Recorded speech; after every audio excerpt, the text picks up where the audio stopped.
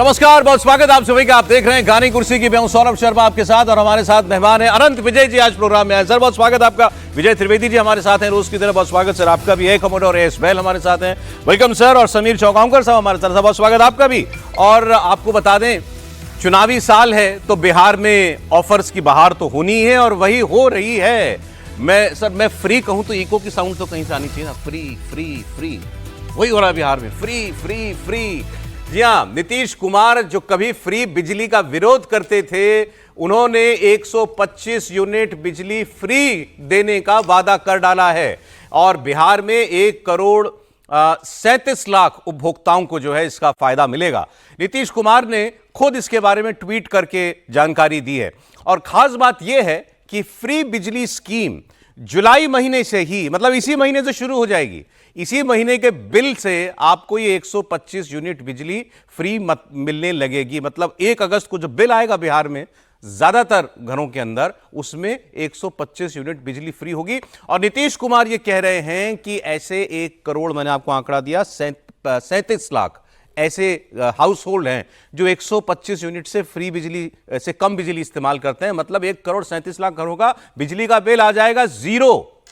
लेकिन ये तो एक कड़ी में, क्रम में एक और फैसला है। वो तो एक के बाद एक ऐसे ही लुभावने वादे कर रहे हैं। क्या नीतीश कुमार को ऐसे ही वादे सत्ता में वापस ला पाएंगे? आज नीतीश कुमार ने एक और वादा किया। वृद्धा और विधवा पेंशन की राशि 400 से बढ़ाकर 1100 रुपए कर दी है।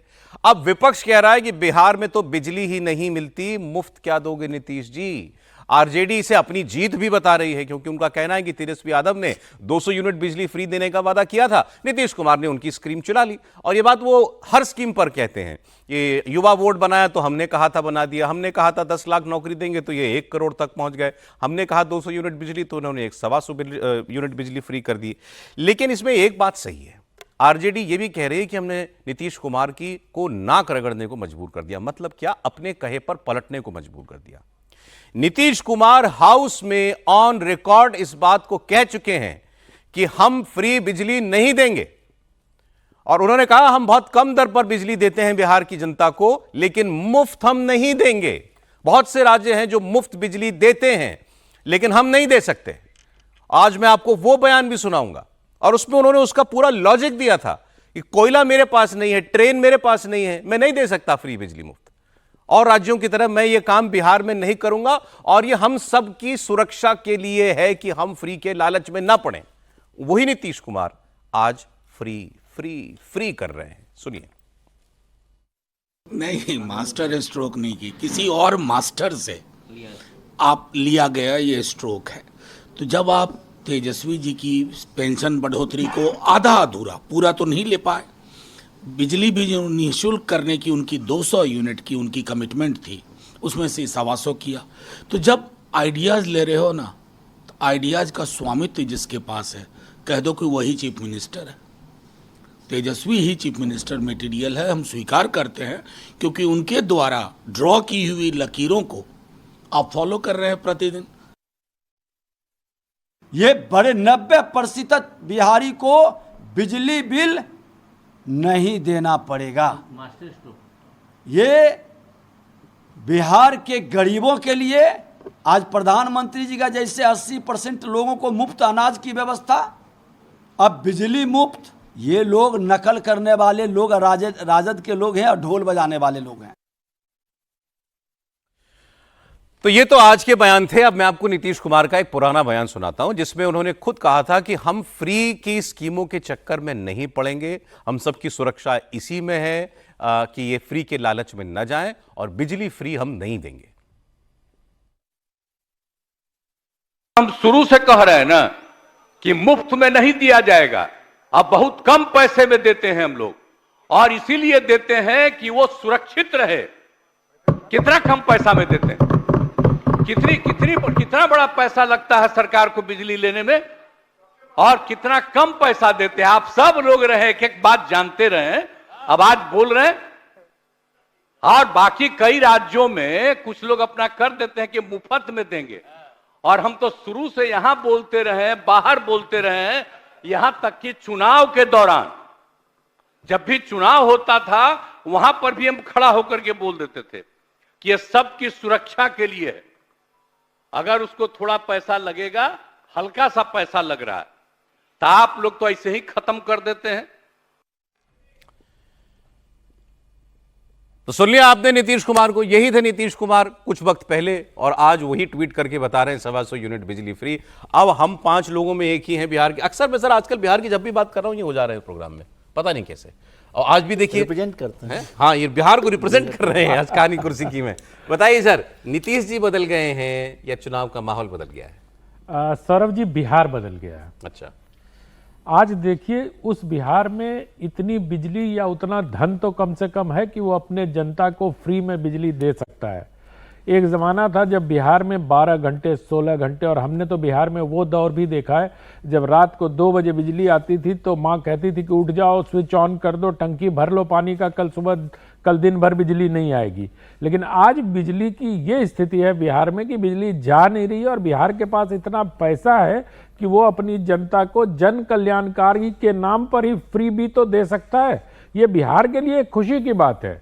मुझे तो लगता है कि नीतीश कुमार को ये काम पहले कर देना चाहिए। आप कह रहे हैं निभा ली जाएगी बिहार की सरकार, बिहार की अर्थव्यवस्था इसको? मुझे तो ऐसा ही लगता है भाई। आप अर्थव्यवस्था की अगर बात करिए तो पंजाब पर कितना कर्जा है वो देख लीजिए, और बिहार पर कितना कर्जा है वो देख लीजिए। पंजाब में कितना फ्री भी दिया जा रहा है, बिहार में कितना फ्री भी दिया जा रहा है, देख लीजिए, ये स्पष्ट हो जाएगा।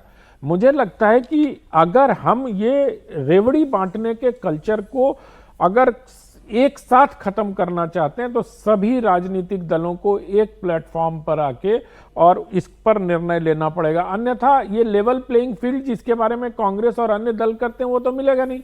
आप कहते हो कि हम 7,000 रुपया देंगे, मोदी जी कहते हैं हम 2,000 रुपया देंगे। ये तो मोदी, किसानों की बात कर रहा हूं मैं, तो ये तो मोदी की क्रेडिबिलिटी है कि उस पर विश्वास कर लेता, आपके 7,000 पे नहीं करता, 2,000 पे कर लेता है। बावजूद इसके मैं ये कह रहा हूं कि बिहार सरकार की जो ये घोषणा है, इसका बिहार की जनता, मुझे लगता है ये सचमुच, अभी झा साहब कह रहे थे कि दूसरे मास्टर का लेके स्ट्रोक चल दिया, पर खेल में क्या होता है ना कि अगर आप हेलीकॉप्टर शॉट भी लगाते हो तो उस पर किसी का कॉपीराइट तो नहीं है, किसी का भी शॉट आप लेके उसको लगा दिया। ठीक है, नहीं ठीक है, और ये बात भी सही है कि हर राज्य में हो रहा है, हर राज्य में हो रहा है। लेकिन नीतीश कुमार को अपने स्टैंड से पलटना पड़ रहा है, तो ये कोई उनकी कमजोरी तो दिखा रहा है ना? कमजोरी दिखा रहा, आप इसको कमजोरी की तरह देखते हैं, मैं इसको जन भावना का सम्मान की तरह देखता हूं। बिहार के लोग कहते हैं कि भाई दिल्ली के लोग को जब इतना, उनका पर कैपिटा इनकम देख लो, हमारा पर कैपिटा इनकम देख लो।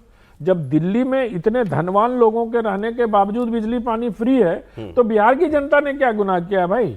ठीक है, ठीक, तो बिहार की जनता को भी वोट में वही मास्टर स्ट्रोक या मास्टर का स्ट्रोक, या अब एक और बात पर पलटने का इल्जाम नीतीश कुमार पर?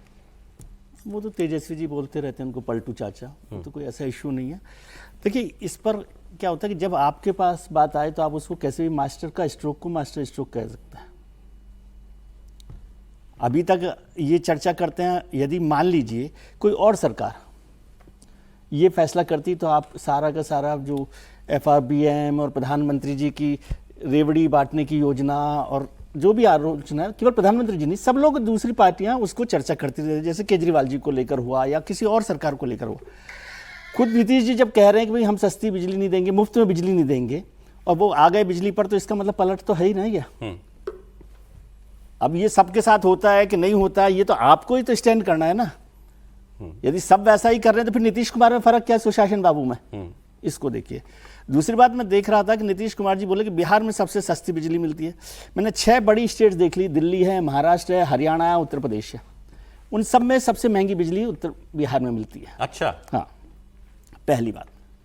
और आजकल तो स्लैब्स में हो गई तो वो और महंगी पड़ती है। वहाँ पर 50 यूनिट्स पर स्लैब बनाया है, दिल्ली में 200 यूनिट पर बनाया है, महाराष्ट्र में 100-125 यूनिट पर बनाया है। हालांकि नीतीश कुमार का बयान पुराना है। हाँ, नहीं वो तो लेकिन पुराना मतलब खत्म हो जाता है, उसकी एक्सपायरी है क्या? नहीं, पुराने का मतलब आप जो दरें बता रहे हैं, मैं कह रहा हूं कि उस वक्त क्या दर थी बिजली की जब वो कह रहे हैं कि हम सस्ती बिजली मसला नहीं है, उस लिहाज से मैं कह रहा हूं। नहीं तो वो उसमें भी कंपैरेटिवली कोई वो इतना बड़ा नहीं है, वो मसला वो नहीं है। मैं ये कह रहा हूं कि इस पर तय होना चाहिए, और मैं आनंद जी की इस बात से सहमत हूं, या तो देश भर में सहमति बन जाए कि भाई इस तरह की रेवड़ी नहीं बांटे। लेकिन रेवड़ी बांटे कि नहीं बांटे, आप खुद किस बात पर तय करते हैं, स्टैंड करते हैं, उस पर आप खड़े हैं कि नहीं खड़े, ये बहुत महत्वपूर्ण ये बात दोष है। नहीं इनको दिया जा, सिर्फ इनको ये दोष नहीं दिया जा सकता कि आप कोई फ्री भी बांट रहे हैं, जब सब कर रहे हैं ये काम। नहीं तो सब तो कुएं में गिरते हैं तो आप गिर जाते हो क्या? नहीं नहीं नहीं, मैं ये मतलब लॉजिक ही नहीं है ना। नहीं, मैं पूछ रहा था क्या आप ये ऐसा कहना चाहते हैं? मैं ये पूछ रहा नहीं, मैं ये कह रहा हूँ कि वो मजबूरी आजकल ऐसी हो गई है, पॉलिटिकल कंपल्शंस आपके पास ऐसे हो गए हैं कि अब नीतीश कुमार जी को लगता है कि वैसे भी ऐसा होता है जब आप वेंटिलेटर पर होते हैं ना, तो बाबा जी की भभूत भी खाते हैं, होम्योपैथी की दवाई भी लेते हैं, आयुर्वेद का चूर्ण भी लेते हैं, और डॉक्टर जो खड़ा हुआ है वो जो कहता है वो भी लेते हैं। ठीक है, तो वेंटिलेटर पर है बिहार की सरकार, मतलब इस वक्त ये चुनाव जो है इतना इंपॉर्टेंट हो गया। हाँ सर बताइए। देखिए सर, अब सभी सरकारों को हो गया है कि उधार लो और घी पियो। 16,000 करोड़ रुपया वो लोन लेने के लिए भी 4 दिन पहले बिहार सरकार ने लिखा है रिजर्व बैंक को कि 16,000 करोड़ रुपया चाहिए, और आज के तारीख में बिहार के ऊपर 4 लाख करोड़ से ज्यादा का कर्जा है। और नीतीश कुमार के 20 साल की सरकार का ये आउटकम है कि 20 साल में सत्ता में रहने के बाद उन्होंने वापस सत्ता में आने के लिए जनता को ये कहना पड़ता है कि भाई आपको हम सब 150 या 125 यूनिट बिजली फ्री देंगे, आप चुनाव में हमें ध्यान रखना। मुझे लगता है भारतीय जनता पार्टी तो सरकार में सबसे महत्वपूर्ण भूमिका में है। नीतीश कुमार तो तीसरे नंबर की पार्टी है। भारतीय जनता पार्टी इस समय सबसे बड़ा दल बिहार में है और सबसे प्रभावशाली सरकार के अंदर में है। तो भारतीय जनता पार्टी जब इस बात का विरोध करती है कि भाई प्रधानमंत्री मोदी तो रेवड़ी कल्चर के खिलाफ है, लगातार कहती है कि भाई रेवड़ी कल्चर से कौन सी रेवड़ी नहीं बांटती सर भाजपा? लेकिन बांटती है, लेकिन प्रधानमंत्री मोदी अगर ये महिलाओं कहते को, हैं, बहनों को पैसे ठीक है, दिए, महाराष्ट्र में दिया, हरियाणा में क्या नहीं दिया, दिया दिल्ली के अंदर घोषणा करी, सब जगह घोषणा की है। लेकिन मुझे लगता है कि जब आप कहते हो कि भाई अरविंद केजरीवाल ने जो रेवड़ी कल्चर शुरू किया था, तो उसे अगर खत्म करने की बात करना है, और अगर सब सरकारें बिजली फ्री देने लगेगी, पानी फ्री देने लगेगी, अगर ये कह देगी कि भाई आपको जो वृद्धावस्था पेंशन मिलती है चुनाव के पहले हम 400 से 1100 रुपये हम कर देंगे, आपके 92 लाख बिहार के अंदर जो गरीब है उनको 2 लाख रुपए एक मुश्त राशि हम व्यवसाय शुरू करने के लिए देंगे, तो पैसा तो आपको कर्जा लेना पड़ेगा ना। तो 20 साल की जो बदहाली है बिहार के अंदर, वो तो नीतीश कुमार बहुत ज्यादा दूर नहीं कर पाए।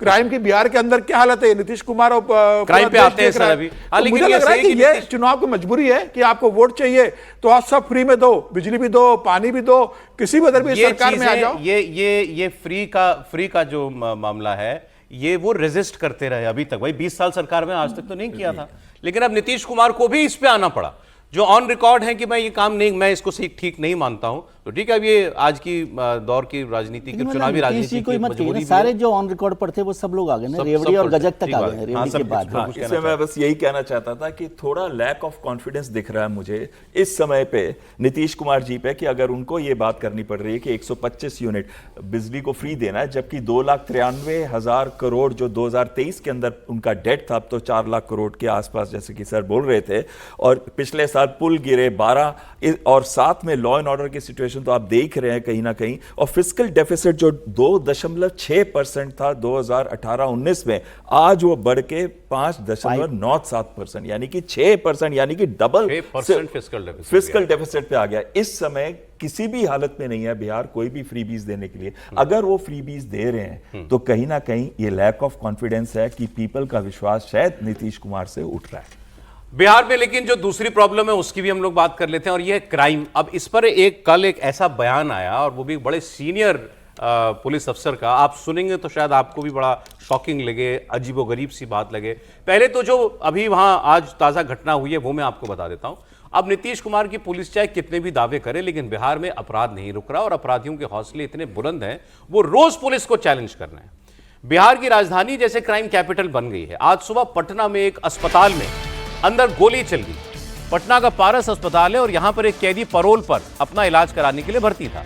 तभी हथियारों से लैस 4 बदमाश अस्पताल में दाखिल होते हैं, और इस कैदी के ऊपर, जिसका नाम चंदन मिश्रा है, इसके ऊपर वो ताबड़तोड़ फायरिंग कर देते हैं। अस्पताल में मौजूद तमाम दूसरे मरीज, तीमारदार सब अपनी जान बचाने के लिए भागने लगे। जिस कैदी पर फायरिंग हुई है उस पर भी हत्या के 1 दर्जन मुकदमे चल रहे हैं। अब ये गैंग वॉर का मामला है, पुलिस ऐसा ही बता रही है। पटना के दानापुर में आज एक और वारदात हुई। दानापुर में एक 20 साल के लड़के की धारदार हथियारों से बड़ी बेरहमी से हत्या कर दी गई। अब इस लड़के शिवम का शव उसके घर वालों ने इसका शव दरवाजे के बाहर मिला। और अब ये देखिए जरा आप, जिस घटना का मैं पहले जिक्र आपसे कर रहा था, वो अस्पताल में दाखिल होते हुए अपराधी, हाथों में सबके पिस्तौल है, चेहरा ढकने की कोशिश कर रहे हैं, ढका हुआ है चेहरा। और उस वार्ड में या वो कमरा उसमें जिसमें वो व्यक्ति जो है, वो चंदन मिश्रा जो कैदी था, वो इलाज जिसके लिए भर्ती था, कमरे में सभी लोग दाखिल होते हैं और ताबड़तोड़ फायरिंग करते हैं। कई राउंड गोलियां चलाई इन लोगों ने, और उसके बाद फिर आराम से फरार भी हो जाते हैं। तो ये तो हाल है, आप देखिए सरेआम फायरिंग हो रही है। ये गैंग वॉर में शामिल लोग जो हैं दाखिल हो रहे हैं अस्पताल के अंदर और एक दूसरे अपराधी के ऊपर गोलियां चलाकर फरार हो जाते हैं। 4 लोग हैं और मेरे ख्याल से चारों के हाथ में पिस्तौल थी। आप ये इसका अंदाजा आप लगा लें। तो यही होता है जब इनको अपराधियों में खौफ ना रह जाए, पुलिस का, कानून का जब खौफ ना हो तो भी वो इस तरीके से खुलेआम कोई सी अपराध को करने के बारे में सोच सकते हैं, वो भी ऐसा अपराध। ये देखिए आप सब बड़े आराम से अस्पताल के अंदर आए हैं, हाथ में पिस्तौल थी, निकाली पिस्तौल और फिर कमरे के अंदर, को मालूम था कौन से कमरे में जो है वो अपराधी छिपा हुआ भर्ती है, और सब जाकर के वहां पर अंदर जाकर के गोलियां चलाते हैं और उसके बाद फिर भागते हुए भी आपको दिखाई देंगे। और केवल इनमें से एक ने ही शायद चेहरा छिपाया था, वो कैप पीछे वाला, केवल कैप लगी हुई। बाकी लोग तो चेहरा भी नहीं छिपाया किसी ने। मतलब ये भी नहीं हुआ कि भाई 4 लोग हैं, किसी ने चेहरा नहीं छिपाया। 5 हो गए। सीसीटीवी में सबकी शक्लें दिख रही हैं तो पुलिस को पता तो चल ही जाएगा कि ये लोग कौन थे। और बस बड़े आराम से, इत्मीनान से जिसे कहते हैं किसी काम को अंजाम देना, वैसे इन लोगों ने ये किया है। समीर जी।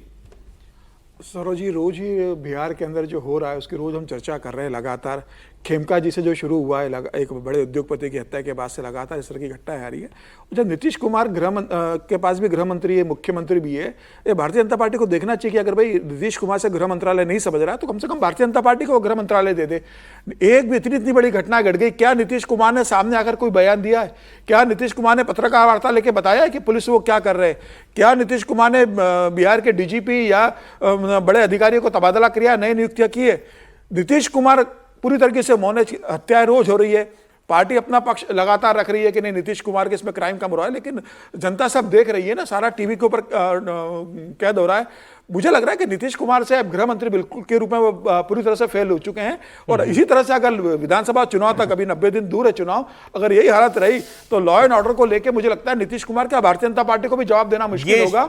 और मुझे लगता है कि अब ये समय आ गया है कि जितने भी एनडीए के मुख्यमंत्री है उन सभी को योगी आदित्यनाथ से एक दिन की क्लास लेना चाहिए लॉ एंड ऑर्डर को लेके, कि प्रदेश के अंदर लॉ एंड ऑर्डर कैसे लगाया जाता है। नीतीश कुमार जी क्या कर रहे हैं या उनकी सरकार इस पर क्या कहती है, उससे बड़ा महत्वपूर्ण है कि पुलिस क्या इस पर कहती है। वो मैं आपको भी बयान जिसका जिक्र करता मैं सुनाऊंगा अभी आपको बयान, वो उससे पहले लेकिन एक बार फिर आप इस तस्वीर को देख लीजिए। ये पारस अस्पताल है पटना का।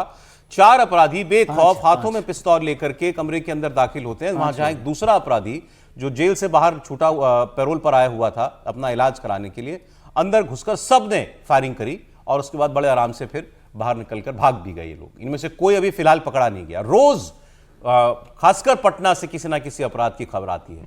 अभी बैंक मैनेजर का शव कुएं के अंदर मिला था, वो खबर आपने देखी थी। उससे पहले एक बड़े उद्योगपति की हत्या हो गई थी। मैं आपको दूसरा अपराध के बारे में बता रहा था। 20 साल के लड़के की धारदार हथियारों से उसको काट करके उसको मार डाला गया दानापुर में। तो ये सब कुछ चल रहा है बिहार के अंदर। अब नेता लोग जो हैं कहते हैं कि अपराध कहाँ नहीं होता, लेकिन यहाँ चुनाव है तो इसको ज्यादा हाईलाइट किया जा रहा है। अपराध इस किस्म के हो रहे हैं और इतने हो रहे हैं बिहार के अंदर, उसकी चर्चा ना हो तो चर्चा क्यों ना हो? अपराध तो ठीक है, अपराध होंगे, लेकिन उसके बाद सरकार का रिएक्शन कैसा है ये बहुत काउंट करता है। उत्तर प्रदेश में योगी आदित्यनाथ की सरकार का अपराधियों के प्रति रिएक्शन जो है वो काबिले तारीफ है। बिहार में अब रिएक्शन तो दिखाई है। अब वो कहते हैं हमने एनकाउंटर कर दिया जिसने वो गोपाल खेमका का मर्डर किया था, वो उसको कह रहे हैं हमने भी देखिए पुलिस ने अपना काम कर दिया। मैं आपको पुलिस की बात सुनवा देता हूं। अब आप ये तस्वीरें देखते रहिए और इसके साथ आप बिहार के एडीजी कुंदन कृष्ण जी का बयान सुनिए, उनका जस्टिफिकेशन सुनिएगा आप क्राइम को लेकर के और क्राइम के आंकड़ों को लेकर के। इस तस्वीर के साथ उनका जरा बयान सुना दीजिए।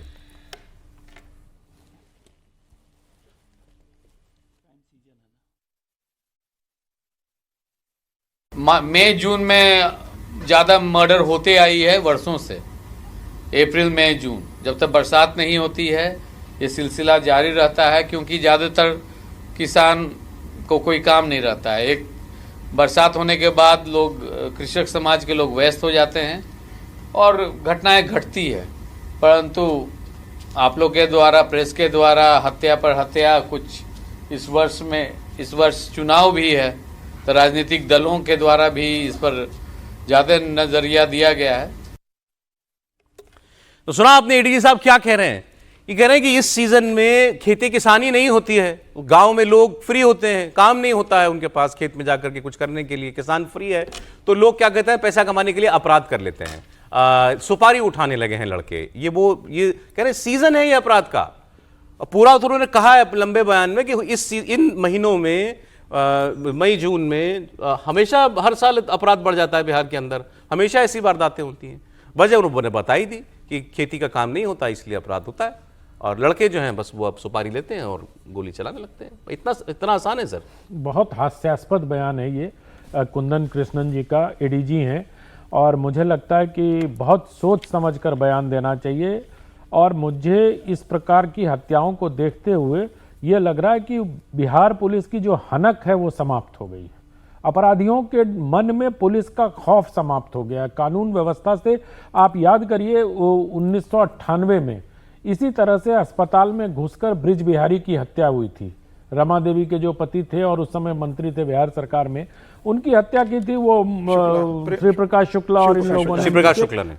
वैसे ही कुछ बात है। अब देखिए कितने आराम से इन तस्वीरों में देखिए, कोई जल्दीबाजी नहीं है, आराम से। अभी 4 भागे हैं, पांचवा अभी उसमें, पांचवा तो टहलता हुआ निकला है। नहीं, पांचवा ये आश्वस्त होने का प्रयास कर रहा है, ऐसा प्रतीत हो रहा है कि अंदर वाला व्यक्ति मर गया कि नहीं मर गया। चारों ने गोली मारी है इतने आराम से। हॉस्पिटल में और पारस अस्पताल के इस कॉरिडोर में कोई नहीं है, हो सकता है सुबह का समय रहा होगा, लेकिन पारस पटना में बहुत प्राइम लोकेशन पे है। अच्छा, ऐसा नहीं है कि बहुत कहीं इलाका उसका दूर है। जब 98 में भी इंदिरा गांधी प्रतिष्ठान में उसकी हत्या हुई थी ब्रिज बिहारी की, तो वो थोड़ा दूर पड़ता था। ये तो बीच शहर में है पारस हॉस्पिटल, और यहां इस प्रकार से 5 व्यक्ति का घुसना। और मुझे तो लगता है कि इस पर सीसीटीवी का कंट्रोल रूम होगा अस्पताल में, उस कंट्रोल रूम में कोई बैठा भी तो होगा। किसी ने कोई शोर नहीं मचाया, किसी ने कहीं पुलिस को अलर्ट नहीं दिया। इसके बाद ये लोग निकल के चले गए, और उस पर से कुंदन कृष्णन जी का ऐसा हास्यास्पद बयान, वो तो बिहार की जनता का अपमान कर रहे हैं। खेती किसानी करने एग्जैक्टली सुनने वाले को यही लग रहा है कि अच्छा भाई, जब खेती नहीं करते तो क्या गोली चलाने लगते हैं? कोई काम नहीं मिलेगा, बिहारियों को तो गोली चलाने लगेंगे। ये तो बहुत ही अपमानजनक बयान है बिहार के लोगों के लिए। और बिहार में इतने लंबे समय से कुंदन जी अफसर रहे हैं, पता नहीं किस मानसिकता में ऐसा बोल गए। उनको एडीजी अगर हैं तो उनको अपराधियों को धरपकड़ में ध्यान देना, वो डेटा से प्रूव करना चाहते हैं कि इन महीनों में अपराध बढ़ता है। अब ये देखिए, जब आप कुछ कर नहीं पाते हैं ना, आंकड़े बड़े बड़े फ्रॉड को समर्थन देते हैं, चाहे वो किसी भी चीज में आंकड़े हों। इलेक्शन के भी आंकड़ों को उठा के देखिए, ये जाति उधर गई, वो जाति उधर गई। जब आपके पास काम करने को कुछ नहीं होता और बुद्धि विलास करने में लग जाते हैं आप, तब आप आंकड़ों का सहारा लेते हैं। और ये कह रहे हैं सीजन है क्राइम का। अरे क्राइम का कोई सीजन होता है? ये सावन है भाई साहब, ये भोले बाबा का सीजन है, आप तो क्राइम का सीजन बता रहे हैं इसको। मतलब मैं तो हैरान हूं कि एक तरफ बिहार के पटना में, राजधानी में, जबकि जहां की अभी प्रशासनिक तबादले किए गए हैं, वहां के कमिश्नर बदले गए, वहां के सीनियर एसपी बदले गए, उसके बाद खेमका जी की हत्या होती है, उसके बाद बैंक मैनेजर के कुएं में लाश मिलती है, और उसके बाद पारस जैसे अस्पताल में सरेआम बगैर मुंह ढके कोई प्रयास किए हुए 5 आदमी गन लेके घुसता है। ये भी इंपॉर्टेंट है सर कि कोई किसी ने चेहरा भी नहीं ढका। क्यों ढकेगा जब पुलिस का डर ही नहीं है उनको? और उनको ऐसा नहीं है कि पता नहीं होगा कि सीसीटीवी नहीं है अस्पताल में। अगर इतने कॉन्फिडेंट है, और सबके हथियार देखिए, कट्टा नहीं है। 2 लोगों के पास, जो मैं यहां से देख पा रहा हूं विजुअल में, बहुत सोफिस्टिकेटेड वेपन है।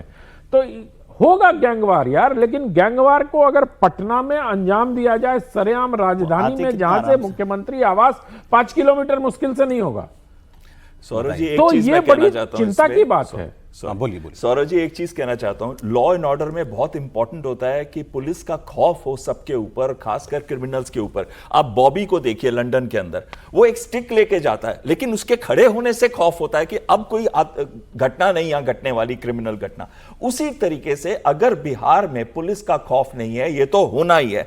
वैसे 2.5 लाख का कादर, अगर इनकी जगह हम लोग होते तो हम ये डिसाइड करते कि अभी तक मीटिंग्स क्यों नहीं हुई, टास्क फोर्सेस क्यों नहीं बने, हर जगह पे इंटेलिजेंस क्यों नहीं गैदर हो रही। क्योंकि 3 ही रीजन है, 3 ही कारण है जिसकी वजह से इतने क्रिमिनल एलिमेंट्स होते हैं। एक तो आपने बता ही दिया कि खौफ नहीं है, दूसरी चीज होती है कि पर्सनल रंजिश हो, चाहे वो लैंड की हो या दूसरी तीसरी चीज होती है जो फिरौती या फिर लूटपाट का केस हो, और आखिरी चीज होती है पॉलिटिकल। बट ये कहना कि इस सीजन में बड़े हैं, मैं इससे इतना ज्यादा अग्री नहीं कर रहा, जितना मैं कहूंगा कि इस सीजन जो पॉलिटिकल इलेक्शंस आने वाले हैं और ये इतने बड़े हैं, तो कुछ ना ना कुछ इसके ऊपर भी। वो उन्होंने ये भी कहा एडीजी साहब ने कि चुनाव आने वाला है तो हाईलाइट किया जाता है ऐसी चीजों को। नहीं, अब एडीजी साहब तो अपनी नाकामी छुपा रहे हैं ना, वो सिर्फ और सिर्फ पुलिस की नाकामी छुपा रहे हैं। अगर उनके पास अब आप बताइए खेमका मर्डर केस में क्या हुआ, उस व्यक्ति का इनकाउंटर किया गया जिसने हथियार सप्लाई किया, ना जिसने गोली मारी उसको कुछ हुआ, मतलब अरेस्ट हो जाए जो हो जाए, लेकिन इनकाउंटर तो उसका हुआ ना कि जो सप्लायर था जी। तो ये सारी चीजों को देखिए पुलिस कर क्या रही है। क्या खेमका मर्डर केस अभी तक क्रैक हुआ? जिनको पकड़ा आपने, कुछ पुलिस ने बताया कि क्यों मर्डर हुआ? आप अजीबोगरीब तर्क गढ़ते हैं। उन्होंने एक चीज बताया कि हमने सेल बनाया है एक इस बार, मतलब ये सुपारी किलिंग से डील करने के लिए। अरे सेल बना लो, जेल बना लो, रेल बना लो, लेकिन अपराधियों की रेल तो बनाओ। बिहार में अगर इसी तरह चलता रहा तो हमने तो वो जंगल राज बिहार का देखा है। हमें मजबूर किया जा रहा है बिहार के कि जंगल राज कहना आरंभ कर दिया जाए बिहार को। पवन नारा हमारे साथ जुड़ गए हैं, वो इस वक्त पटना में ही हैं। पवन, ये पारस अस्पताल की घटना वाकई शॉकिंग है। तस्वीरें देख करके खौफ हो रहा है कि कितने आराम से ये 5 अपराधी पिस्तौल हाथों में लेकर अस्पताल के अंदर आए और एक कमरे में घुसकर दनादन गोलियां चलाई और फिर बड़े आराम से वहां से निकल भी गए। बिल्कुल सौरभ, ये इसलिए ज्यादा डराने वाली बात है कि पारस अस्पताल कहीं किसी कोने में नहीं है, शहर के बीचों बीच है। ये वो पारस अस्पताल है, इसमें अगर आम मरीज दाखिल हो तो उसके रिश्तेदार बिना पास के ऊपर नहीं जा सकते। ऐसे अस्पताल में जहां अपराधियों को पता है कि सीसीटीवी फुटेज लगा है, कैमरा लगा है, कोई फर्क नहीं पड़ता, बाकायदा कैमरे में देखते हुए आगे बढ़ते हैं। जैसे फिल्मों में देखा जाता है कुछ उसी अंदाज में बेखौफ होके। फिल्म में तो समझा जा सकता है कि एक्टिंग है, यहां रियल जिंदगी है। इस पारस अस्पताल के 1 किलोमीटर के दायरे में पुलिस हेडक्वार्टर है, मुख्यमंत्री का आवास है, विधानसभा है, तब ये हाल है तो आप समझ सकते हैं किस तरह से हौसले बुलंद हैं।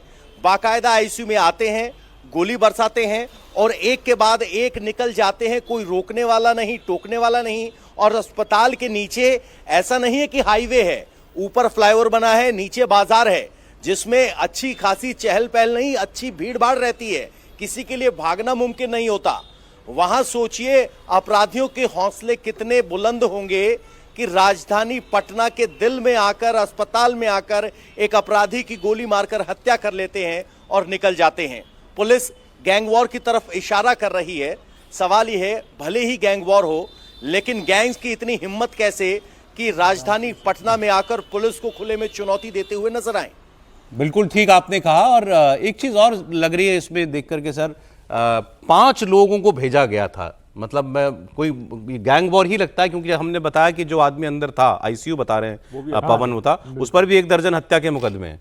तो होगा तो कोई ना कोई मामला ऐसी, इसका रंजिश का ही मामला। कोई आदमी 5 शूटर भेज रहा है किसी को मारने के लिए, सोचिए, मतलब वो था कि काम पक्का ही करके आए हैं। हाँ बिल्कुल, ये तो जाहिर है, वैसे भी गैंगवार में तो जब इस तरह से होगा तो वो बात है। लेकिन मेरे को एक बात समझनी थी, आनंद जी भी समझा सकते हैं कि ये जो एडीजी साहब है, कुंदन साहब, जो उन्होंने प्रेस ब्रीफ किया होगा या जो ब्रीफ किया, तो इससे पहले चीफ मिनिस्टर को तो ब्रीफ किया ही होगा, चीफ मिनिस्टर को भी इस मौसम के बारे में बताया होगा। क्यों सर? ये हत्याएं होंगी इस सीजन में, मुझे नहीं लगता कि, क्योंकि ब्रीफिंग जो की है वो तो चीफ मिनिस्टर को, एक्चुअली तो चीफ मिनिस्टर को सफाई देनी है उन्हें, एडीजी को। अब प्रेस को तो सफाई नहीं देनी है, चीफ मिनिस्टर को सफाई देनी कि भाई क्यों हो गई, कि मौसम ऐसा था। तो चीफ मिनिस्टर ने ये तो नहीं कहा कि संभल के चला करो आप लोग बारिश में, कहीं से भी गोली चल सकती है, कहीं से भी गोली चल सकती है। अब सवाल यह है कि फिर जो विपक्ष है बिहार में, वो क्यों ना कहे कि जंगल राज वापस आ रहा है। अभी जो बात आप कह रहे थे, बिल्कुल, किस मुंह से आज जो है एनडीए की सरकार, वहां पर जेडीयू बीजेपी ये क्लेम कर सकती है कि नहीं, हम उनसे बहुत बेहतर हैं। और सौरभ जी, मैं तो इसमें ये कहता हूं, अभी समीर जी कह रहे थे कि बीजेपी को स्टैंड लेना चाहिए। बीजेपी तो सरकार में बराबर की भागीदार है। जब खेमका की हत्या हुई, एसबीआई वाली लाश मिली या बालू माफिया को मारा गया, तो उसके बाद भारतीय जनता पार्टी की तरफ से क्या बयान आया भाई? 70-30 की सरकार, बराबरी की नहीं है। भारतीय जनता पार्टी के लोगों ने, जो मंत्री हैं, जो 2-2 उप मुख्यमंत्री हैं, उन दोनों उप मुख्यमंत्रियों ने क्या किया? सवाल ये नहीं है, सवाल सामूहिक नेतृत्व का है। हम ठीक है कि नीतीश कुमार चीफ मिनिस्टर हैं, उनकी जिम्मेदारी ज्यादा है, लेकिन जो डिप्टी सीएम है, जो दिन भर इधर उधर घूम के इस तरह के उल जलूल बयान देते हैं। क्या किसी डिप्टी सीएम ने डीजी को बुला के कहा कि ये हत्याएं क्यों हो रही हैं? बुला सकता है बिहार में? अरे बुला सकता नहीं, आप चले जाओ ना कि डीजी से मिलने आ रहे हैं, नहीं आ रहे हैं, क्या हो रहा है बिहार में? क्या अगर आप जनता आप वैसे मुझे यकीन है आप आज किसी बीजेपी के नेता को पूछेंगे ना, चाहे टीवी पर या प्राइवेटली, वो कहेगा हमारे पास होम डिपार्टमेंट थोड़ी है नीतीश जी के पास। होम डिपार्टमेंट नहीं है आपके पास, मैं मानता हूं। तो होम डिपार्टमेंट आपके पास नहीं है, इसका ये मतलब थोड़ी है कि आप सरकार की जिम्मेदारियों से बच जाओगे। अगर आज बिहार को कल को विपक्ष इसको जंगल राज कहने लगेगा तो बीजेपी के नेता बच पाएंगे क्या? कुछ नहीं कर सकते तो आप दबाव बनाइए, दबाव बनाइए ना, सरकार से बाहर हो जाओ यार। अगर बिहार को इसी तरह अपराध में झोंक देना है तो जिम्मेदारी तो जितनी जेडीयू की है उतनी भी बीजेपी की। नीतीश चंद्र भी पटना से हमारे साथ में हैं हमारे, वो इस घटना के बारे में भी नीतीश कोई और जानकारी हो तो शेयर कीजिएगा। हमें तो इतना अभी तक पता चला है कि ये भी अपराधी था जो आईसीयू में बंद था और ये 5 लोगों को सीसीटीवी में देखा जा रहा है जो उस पर गोलियां चलाते हैं। जी हाँ बिल्कुल, और सीसीटीवी में जिस तरह की तस्वीर दिख रही है उससे पुलिस को ऐसा लग रहा है कि ये साफ तौर पर गैंगवार है। 5 लोग हैं और सबके पास हथियार हैं और बिल्कुल बेखौफ हॉस्पिटल के अंदर जाकर, वो हॉस्पिटल जो काफ़ी भीड़ भाड़ वाली जगह पर है, और साफ दिख रहा है कि कोई डर नहीं, कोई खौफ नहीं, और अंदर जाकर वो मारते हैं फिर इत्मीनान से वहाँ से निकल जाते हैं। तो ये पुलिस को ऐसी जानकारी मिली है कि ये गैंगवार है, चूंकि जिसकी मौत हुई है वो भी एक अपराधी रहा है, उस पर हत्या के आरोप हैं, और तमाम तस्वीरों को बक्सर पुलिस को भेजा गया है कि किस गैंग से इनकी अदावत रही है, और इसके आधार पर ये जानकारी जुटाई जा रही है कि आखिर किस गैंग के लोग इसमें शामिल रहे हैं। लेकिन सवाल साथ साथ लॉ एंड ऑर्डर को लेकर भी उठ रहा है कि लगातार जो है पुलिस का इकबाल जो है वो कम हो रहा है, अपराधियों के मन में जो पुलिस का खौफ है वो खत्म होता दिख रहा है, और यही कारण है कि इस तरह हॉस्पिटल के अंदर जाकर 1 नहीं 2 नहीं 5 अपराधी जो है वो बेखौफ होकर अंदर जाते हैं और मारकर फरार भी हो जाते हैं। जी बिल्कुल ठीक आपने कहा। अच्छा, ये जो आदमी मरा है जिसको इन्होंने मारा, इसकी तस्वीर स्क्रीन पर है इसकी, ये भी कोई गैंगस्टर है? चंदन मिश्रा। जी हाँ, पुलिस ने इसके बारे में जानकारी दी है कि ये गैंगस्टर है और इस पर अभी केसरी हत्याकांड एक बक्सर में हुआ था उसमें आरोप है, इसके अलावा कई दूसरे आरोप हैं। पुलिस का तो कहना है कि लगभग 9 से 10 इस पर मामले हैं, और अभी ये जेल में था और पेरोल पर ये छूटा था इलाज के लिए, और इसी इलाज के सिलसिले में ये यहाँ पर आया था, और जाहिर है इसकी जानकारी जो इनकी विरोधी गैंग है उनको रही होगी, और इसलिए उन्होंने अस्पताल में आकर हत्या की है। परिवार के लोग भी उस दौरान साथ थे। पुलिस ये भी जानने की कोशिश कर रही है कि कहीं अस्पताल का कोई सुरक्षाकर्मी तो इसमें सहयोग नहीं कर रहा था, क्योंकि अंदर जाकर 5 लोगों का हथियार के साथ मारकर फरार हो जाना ये बहुत आसान भी नहीं है। तो जाहिर है इन सारे पहलुओं को पुलिस अभी खंगाल रही है, और पुलिस ये पूरी तरह से मान रही है कि ये गैंगवार का नतीजा है। अच्छा नीतीश, आप तो पटना में ही रहते हैं, बिहार की सरकार में, पुलिस में, सब जगह आपकी बात होती है, तो ये बताइए कि अभी जो खास तौर पर गोपाल खेमका मर्डर केस के बाद से कोई हलचल नहीं दिखी पुलिस के अंदर? कोई एफर्ट ऐसा नजर आया कि नहीं साहब अब किसी भी तरीके से क्राइम कंट्रोल करना है, क्योंकि बदला तो कुछ भी नहीं।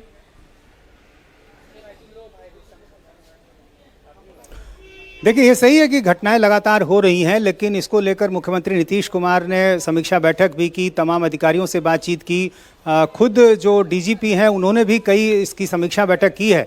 लेकिन जो मोटे तौर पर बात दिख रही है कि जो शूटर हैं, जो कई ऐसे युवा हैं जो अब शूटर को एक पेशे के तौर पर अपना रहे हैं, हथियारों की जो तस्करी है उसमें भी कई लोग शामिल हो रहे हैं, और कल एडीजी ने इसलिए इस बात का ऐलान भी किया कि एक शूटर सेल का गठन होगा, और उसमें जो लोग भी इस तरह के अपराध में शामिल हैं, जो कॉन्ट्रैक्ट किलिंग करते हैं, जो हथियार मुहैया कराते हैं, उनका एक डेटाबेस तैयार किया जाएगा, और ऐसे लोग जो यदि जेल से बाहर निकल भी जाते हैं उसके बाद भी उन पर नजर रखी जाएगी। तो सबसे जड़ में यदि आप देखें तो वो है कि जो कॉन्ट्रैक्ट किलर हैं, दूसरी बात की हथियार उपलब्ध कराने वाले, मुंगेर में आपको मालूम होगा कि अवैध हथियार जो है बड़े पैमाने पर बनता है, और वहां से सिर्फ बिहारी नहीं बल्कि देश के अलग अलग राज्यों में हथियार भेजे जाते हैं। अच्छा। तो इस नेटवर्क को, इस चेन को तोड़ने की कोशिश पुलिस कर रही है, और पुलिस के अधिकारी ने खुद कहा कल एडीजी एसटीएफ कुंदन कृष्णन ने कि युवा जो है इसमें शामिल काफी संख्या में हो गए हैं, उनके पास इस तरह के कुछ काम नहीं है, तो निश्चित रूप से इस नेटवर्क उनके इस बयान पर कोई रिएक्शन नहीं आया? जिस तरीके से उन्होंने बताया कि इस वक्त जो है खेती का काम नहीं होता है, लोग गांव में फ्री होते हैं लड़के, इसीलिए सुपारी किलिंग में शामिल हो जाते हैं, तो जस्टिफाई करना हुआ ये तो क्राइम को। जी हाँ, बिल्कुल। अब उन्होंने ये भी कहा कि चुनाव का समय है तो राजनीतिक दल जो है कुछ ज़्यादा ही इस पर नज़र रख रहे हैं, लेकिन ये सच्चाई है कि आपराधिक घटनाएं हो रही हैं तो सवाल तो उठेंगे ही। चुनाव हो ना हो, आम आदमी भी उससे प्रभावित होता है, तो ऐसे में ये सवाल तो खड़ा होगा ही कि आखिर अपराधी, भले ही वो निजी मामला हो, गैंगवार हो, भले ही वो कोई ज़मीन विवाद हो, लेकिन यदि अपराध हो रहा है तो यानी पुलिस का जो एक डर होता है, जो एक खौफ होता है, वो कहीं ना कहीं कम हुआ है और अपराधियों को ऐसा लगता है कि उन्हें कुछ नहीं होगा, उन्हें पकड़ा नहीं जा सकेगा। तो जाहिर है ये जो एक संदेश गया है उसका काफ़ी असर है और यही कारण है कि ऐसे में जो आम लोग हैं वो भी काफ़ी डरे समय रहते हैं और यही वजह यह भी है कि अब इसको लेकर सियासत भी हो रही है। जो सुशासन सरकार कही जाती थी, जंगल राज का जब आरोप लगाते हैं विपक्षी पार्टियों पर, जब वैसी ही घटनाएं अभी हो रही हो तो निश्चित रूप से ये सवाल उठेंगे और चुनाव में वो मुद्दा भी बनेगा। अब ये तस्वीरों को एक बार मैं आपको बता दूं, कुछ व्यूअर्स अगर अभी जुड़ रहे हो हमारे साथ, पटना के एक भीड़भाड़ वाले इलाके में, शहर के बीचों बीच 5 किलोमीटर बताया नीतीश कुमार के घर से दूर मात्र पारस अस्पताल है, वहां पर एक अपराधी जो जेल से छूटा हुआ था पैरोल पर, वो भर्ती था और उसको मारने के लिए 5 शूटर आते हैं। चेहरा किसी ने नहीं ढका हुआ, सबकी तस्वीरें सीसीटीवी में दिख रही हैं, चेहरे पहचाने जाएंगे जरूर इनके। हर के हाथ में हथियार है और सोफिस्टिकेटेड हथियार है और वो जाते हैं कमरे के अंदर, एक के बाद एक कई राउंड गोलियां चलाते हैं और उसके बाद उस व्यक्ति को मारकर फिर ये लोग फरार हो जाते। डर तो होना चाहिए था। अभी तो एनकाउंटर हुआ, एक आदमी का गोपाल खिमका में एनकाउंटर अभी तो हुआ, तो फिर तो डर होना चाहिए था इन लोगों को, पुलिस मार देगी। नीतीश चंदा ने बहुत इंपॉर्टेंट बात बोली। नीतीश चंदा ने बताया कि भाई मुंगेर में हथियार के अवैध बनते हैं और वहां से सब जगह जाते हैं, तो मुंगेर से तो लल्लन सिंह सांसद है, केंद्र में मंत्री है, इतने करीबी है नीतीश कुमार के, प्रदेश अध्यक्ष है, तो क्या लल्लन सिंह को पता नहीं कि उनके संसदीय क्षेत्र में इतना अगर अवैध अपराधों का जखीरा अगर बन रहा जा रहा है तो वहां प्रशासन क्या कर रहा है? समीर जी, आप थोड़ा ध्यान भी तो रखा कीजिए, mutton party culture sir Munger में आज से नहीं बन रहा है, मुंगेर में 60-70 साल से बन रहा है। मुंगेर के हथियार से मुंगेर में कट्टा बनता है सर। हाँ, वो कट्टा नहीं है, कट्टा नहीं है ना, ये तो देखिए वो ऐसे खींच रहा है, वो खींच रहा है, तीसरे नंबर का अगर देखिए वो निकालता है और उसके बाद उसको रिवॉल्वर को जैसे खींचा जाता है, ऐसा बनता नहीं मुंगेर में। मुंगेर में तो दोनाली बना लेगा, वो जो रेलवे का वो जो पकड़ के जिसको पुराने रेल डब्बे में चढ़ते थे उसको मुंगेर इलाके में काट के उसके नली के पिस्तौल बनते हैं और वो तो कई बार फट भी जाते हैं। मैं तो मुंगेर का रहने वाला हूं। सर 60 साल से बन रहे हैं तो क्यों बन रहे हैं, क्यों नहीं रोका किसी ने? वो रोकने के कई बार प्रयास होते हैं, कभी कम हो जाते हैं, कभी ज्यादा हो जाते हैं। एक सवाल इसके बीच में ये रह गया जो कि विपक्ष बार बार पूछता है और बात बिल्कुल सही है। नीतीश कुमार ने खुद अभी तक इस बात को कि अपराध बढ़ रहा है और लोगों में डर ना हो, एक बार आकर के कुछ कहना जरूरी नहीं समझा उन्होंने। मैं मुख्यमंत्री के तौर पर मैं कुछ कहूं, यही कहूं कि हम किसी अपराधी को नहीं बख्शेंगे, किसी को चिंतित होने की जरूरत नहीं, चिंता करने की जरूरत नहीं है। आश्वस्ति तो बिहार को चाहिए और वो हाईएस्ट लेवल की आश्वस्ति चाहिए। जिस प्रकार से पटना में घटना हो रही है, एक के बाद एक 2 घटना हो गए, जिसमें मतलब एक रात 12 बजे और ये तो दिन दहाड़े 5 अपराधी गोली मारकर चले गए और उसमें भी अपराधी पकड़ लिए गए। इसमें पता नहीं कब पकड़े जाएंगे। गैंगवार हो जो नीतीश कुमार को क्यों नहीं लगता ये जरूरी कि वो सामने आए? अब नीतीश कुमार जी को क्यों नहीं लगता ये तो भैया नीतीश जी बता सकते हैं, लेकिन नीतीश कुमार के इर्द गिर्द जो अफसर हैं, जो बिहार को चला रहे हैं, उनसे भी तो अपेक्षा है ना, जो उनके सलाहकार हैं, जो उनके चीफ सेक्रेटरी हैं, जो उनके डीजी हैं, हाईएस्ट लेवल से। अब जो एडीजी साहब आए उन्होंने भी तो कोई आश्वस्ति नहीं दी ना, उन्होंने कारण बताया, लेकिन हम अपराधियों पर नकेल कसेंगे। सही समीर जी कह रहे थे, जैसे उत्तर प्रदेश में भी अपराध हो रहे हैं, लेकिन एक हाईएस्ट लेवल ऑफ एडमिनिस्ट्रेशन से एक आश्वस्ति है कि ठोक दिए जाओगे, उनके मुंह से नहीं हो, उनके क्रियाकलाप से, उनके पुलिस वालों के इससे हो। लेकिन बिहार में तो ऐसा कुछ दिखता भी नहीं है। बिहार में कोई तो जनता को आश्वस्त करे कि ये अपराधियों पर लगाम लगाया जाएगा, कौन करेगा? गृह मंत्री वही, मुख्यमंत्री वही। अब आज भी इतनी बड़ी घोषणा हुई हो तो शायद आप बता रहे थे, आप ही से सुना मैंने कि 125 यूनिट बिजली जो दी जाएगी वो ट्विटर पे घोषणा हुई है। तो ये तो बड़ा एक मसला है जो हमें उन संदेह की ओर ले जाता है जो विपक्ष के लोग आरोप लगाते हैं नीतीश कुमार पर कि नीतीश जी में कुछ उनके स्वास्थ्य को लेकर जिस प्रकार के आरोप लगाते हैं, और हम लोग कई बार उस पर चर्चा भी कर चुके हैं। बार बार ऐसे समय में नीतीश जी का सामने ना आना विपक्ष के उन आरोपों को, उन संदेहों को गाढ़ा करता है। नहीं देखिए, ये तो पहले भी हम लोग इस पर चर्चा कर चुके हैं। आप नाराज होते हैं कि लापता मुख्यमंत्री हैं, तो उनको लेकर इतनी ज़्यादा नहीं करना चाहिए। और मैं आनंद जी की बात से कम सहमत हूँ कि वो ठीक नहीं होंगे, क्योंकि नहीं तो बीजेपी वाले बता ही देते। बीजेपी के किसी नेता ने नहीं कहा, दो मुख्यमंत्री उन्होंने भी नहीं बताया कि उनका स्वास्थ्य ठीक नहीं है, तो स्वास्थ्य ठीक ही होगा। कोई कारण हो सकता है, कुछ सीजन तो की बात, मजबूरियां रही कुछ तो होगी, मजबूरियां कोई रही। यूं ही बेवफा नहीं होता। बैल साहब बताइए, कैसे लोगों को आश्वस्त किया जाए बिहार? देखिए सौरभ जी, एक ही तरीके से आश्वस्त किया जा सकता है। पहले तो हाईएस्ट लेवल से एक बार पूरे स्टेट को एड्रेस किया जाए टेलीविजन पे या दूसरे पे कि अब बहुत सख्त कार्रवाई की जाएगी, और वो कहने से ज्यादा सख्त कार्रवाई अब दिखनी चाहिए, वो एक्शन दिखना चाहिए। और वो होगा अलग अलग टास्क फोर्स बना के, चाहे वो गन रनिंग जो चल रही है या गन प्रोडक्शन जो चल रहा है। एक चीज मैं आपको बता दूं, जहां आतंकवाद भी होता है ना, तो इंटेलिजेंस हम पुलिस से लेते हैं, क्योंकि ग्राउंड पे तो पुलिस है, हर विलेज में पुलिस है, और उनको पता होता है कौन क्या कर रहा है। उनको यह भी पता होता है कि कहां पे गन्स बन रही हैं, उनको यह भी पता होता है कोई मेजर कांड होने वाला है कि नहीं होने वाला। और उससे पहले, इसी वजह से इंटेलिजेंस की बात भी मैं पहले कह रहा था, अब एक्शन दिखना चाहिए, टास्क फोर्सेस को जाना चाहिए, छापे मारने चाहिए, कम से कम 100 छापे मारने चाहिए इनको एक दिन के अंदर, और 5 दिन के अंदर और 7 दिन में देखना कैसे खौफ बन जाएगा। अगर आपसे नहीं संभल रहा तो पैरामिलिट्री फोर्सेस को बुलाइए, एडिशनल फोर्सेस को बुलाइए, उनको बुला के उनकी मदद लीजिए। अगर आप कहते हैं कि हमारे पास 2.5 लाख कादर की जो फोर्स है वो कम है, और वो भी तो सब डायरेक्टली है चीफ मिनिस्टर के अंडर। एक्शन लीजिए, आज लीजिए, छापे मारने शुरू करिए, इंटेलिजेंस गैदर करिए और खौफ बनाइए।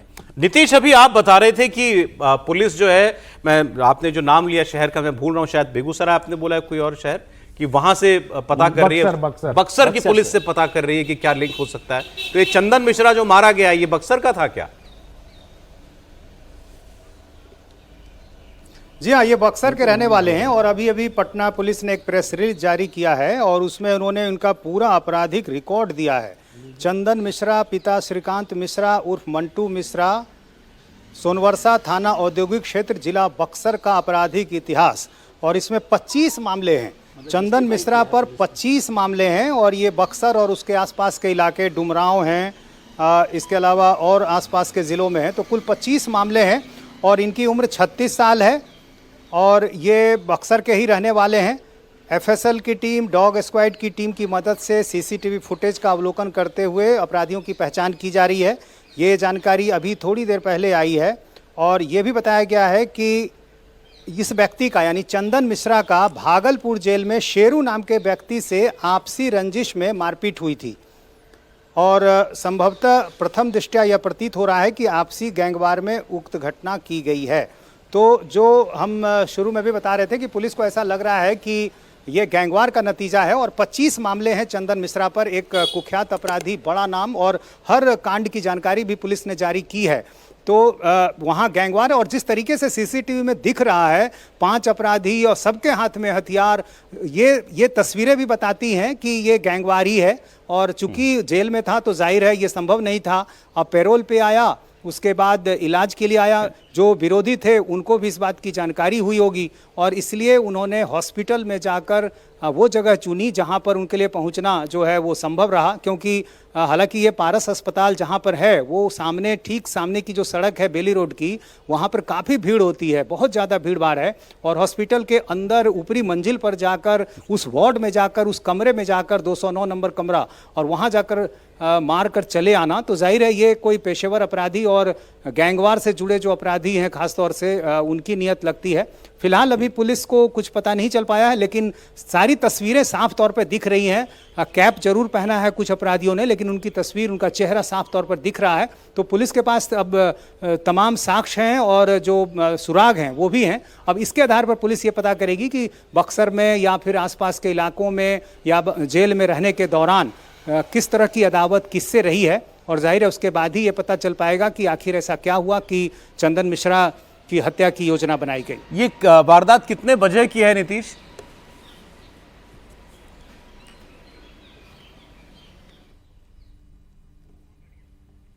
फोन उनका डिस्कनेक्ट हो गया, लेकिन जो जानकारी अभी नीतीश दे रहे थे और वो प्रेस रिलीज में ही आया है, तो इसीलिए मतलब पुलिस उस लाइन पर काम कर रही है कि इस आदमी का तो जस्टिफिकेशन है कि बहुत बड़ा, किस पर ये भी अपराधी था, बड़ा तो अपराधी था। हाँ, तो ये तो उसमें जो उन्होंने बताया कि जेल में किसी दूसरे अपराधी से हाथापाई झगड़ा हुआ, मतलब पुलिस को लगता है कि ये वजह हो सकती है या उस व्यक्ति ने भेजे हों।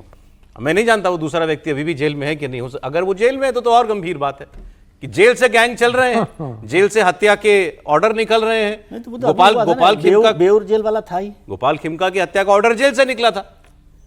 अब कल प्रधानमंत्री जी मोतिहारी आ रहे हैं, कल सभा है पीएम की। सबसे बड़ी बात यही मैं कहना चाह रहा ना, कल प्रधानमंत्री मोतिहारी जा रहे हैं, मोतिहारी सभा है कल पीएम कल उनकी सभा है मोतिहारी में। मोतिहारी में अब क्या मुझे मालूम नहीं, बिहार की सारी पुलिस चली गई, वो मोतिहारी हो सकता है।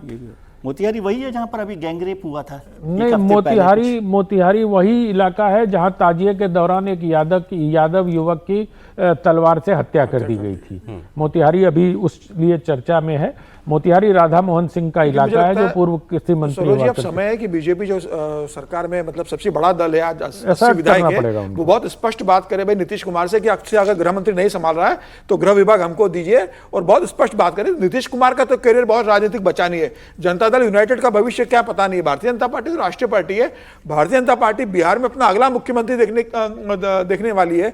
तो अगर ऐसे मुख्यमंत्री के साथ आप गठबंधन में चुनाव में जाओगे तो जनता के बीच आप क्या अपना छवि लेकर जाओगे कि भाई नीतीश से आप कह सकते हो कि भाई नीतीश मुख्यमंत्री तो इसलिए ही हुआ, सरकार में आप भी शामिल हो, या तो आप सरकार से बाहर हो जाइए, गठबंधन आप कह दिए कि हम बाहर से आपको समर्थन देंगे, या तो चुनाव अपने दम पर लड़िए, या नीतीश कुमार से कहिए कि मुख्यमंत्री बने रहिए, गृह मंत्रालय हमको दीजिए, हम लॉ एंड ऑर्डर 2 महीने के अंदर ठीक कर देते हैं। क्योंकि आपके साथ साथ भारतीय जनता पार्टी की छवि पर भी असर हो रहा है। जनता भारतीय जनता पार्टी के साथ उम्मीद के रूप में देख रही है।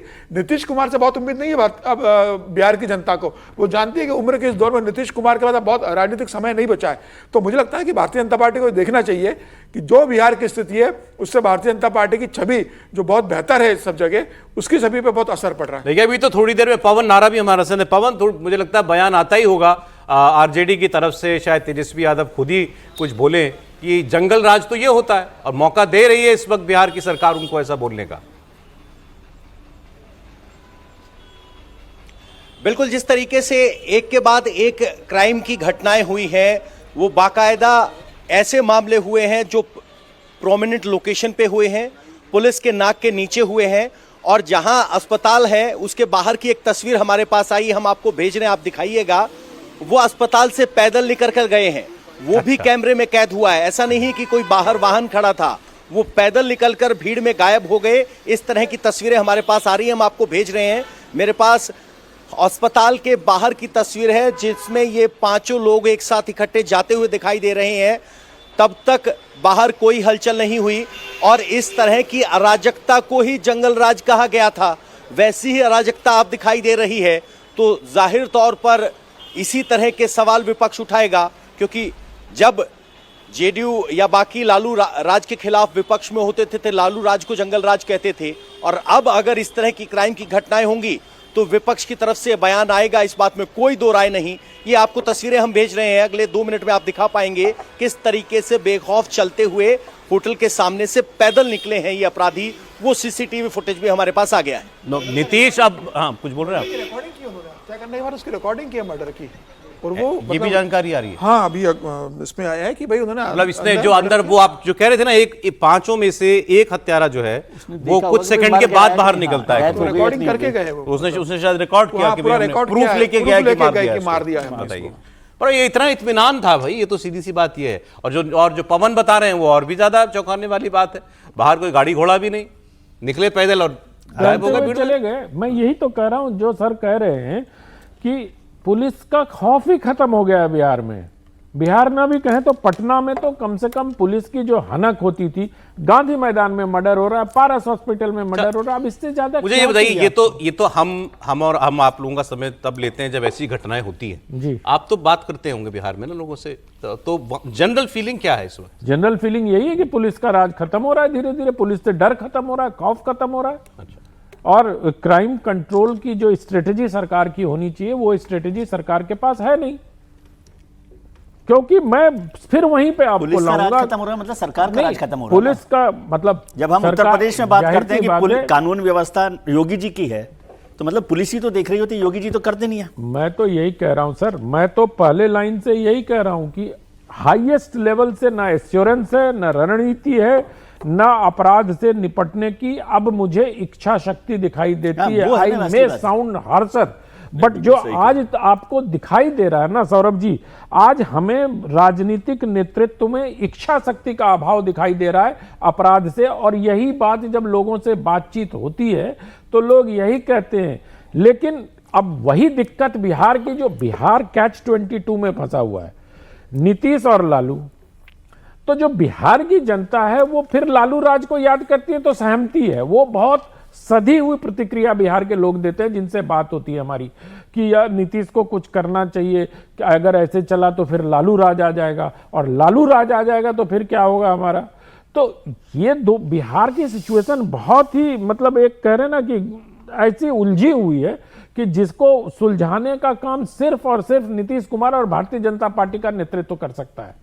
इसमें मैं एक चीज कहना चाहता हूं बहुत छोटी सी, कि ज्यादातर ऐसे क्रिमिनल्स जो होते हैं, गैंग्स खासकर, इनको किसी ना किसी पॉलिटिकल पार्टी या पॉलिटिकल एलिमेंट्स की पैट्रोनेज होती है, तभी इनमें कोई खौफ भी नहीं होता। और दूसरी चीज है कि अब तक तो नाकाबंदी सब जगह हो जानी चाहिए थी। जो आपका कोऑर्डिनेटेड एक्शन होता है, सबसे पहले तो आप नाकाबंदी ही करते हैं ना, मे भी हो गई होगी, वो मे भी हो गई सब कर रही होगी। नहीं, मैं इस इंसिडेंट के बारे में नहीं कह रहा हूं, मैं पूरे बिहार के अंदर नाकाबंदी क्यों नहीं हो रही, क्यों नहीं चेक किया जा रहा कि कोई आदमी कोई गन लेके तो नहीं जा रहा, कोई क्रिमिनल एक्शन तो नहीं करने जा रहा, और आपकी इंटेलिजेंस कहां है? एंड में इंटेलिजेंस बताती है आपको कि कहां पे घटना होने जा रही है। नीतीश, अभी जैसे पवन बता रहे थे कि ये लोग बिल्कुल आराम से निकले इस कॉरिडोर में हत्या करके, उसके बाद अस्पताल से भी पैदल ही निकलकर बाहर भागे हैं। जी हाँ, और पैदल ही निकले हैं, और पुलिस को यह भी जानकारी मिल गई है, चूंकि आसपास के रास्तों का सीसीटीवी खंगाला गया है, ये बक्सर की तरफ ही भागते हुए नजर आए हैं। यानी बक्सर का जो रास्ता जिधर जाएगा उस तरफ ये भागते हुए नजर आए हैं। और जाहिर है इस बात की आशंका थी कि बक्सर से ही जुड़ा हुआ है चंदन मिश्रा। 25 आपराधिक मामले हैं जिनमें अधिकांश जो हैं आर्म्स एक्ट के जुड़े मामले हैं, और आजीवन कारावास की सजा ये भुगत रहा था जेल में। एक राजेंद्र कुमार नाम के व्यापारी थे, उनकी हत्या के मामले में, और अभी पैरोल पर वो इलाज के लिए आया था। तो पुलिस को ये जानकारी मिली है कि एक तो आपराधिक रिकॉर्ड क्या है ये पुलिस ने जुटाया है, क्योंकि इस आधार पर ही पुलिस शायद अपराधियों तक भी पहुंचना उसके लिए आसान हो कि आखिर किस तरह की घटनाओं में शामिल रहा है और किससे उसकी अदावत हो सकती है। और भागलपुर जेल में जब ये था उस समय भी शेरू नाम के अपराधी से वहाँ पर इसका झगड़ा हुआ था। तो ये सब जानकारी पुलिस को मिली है।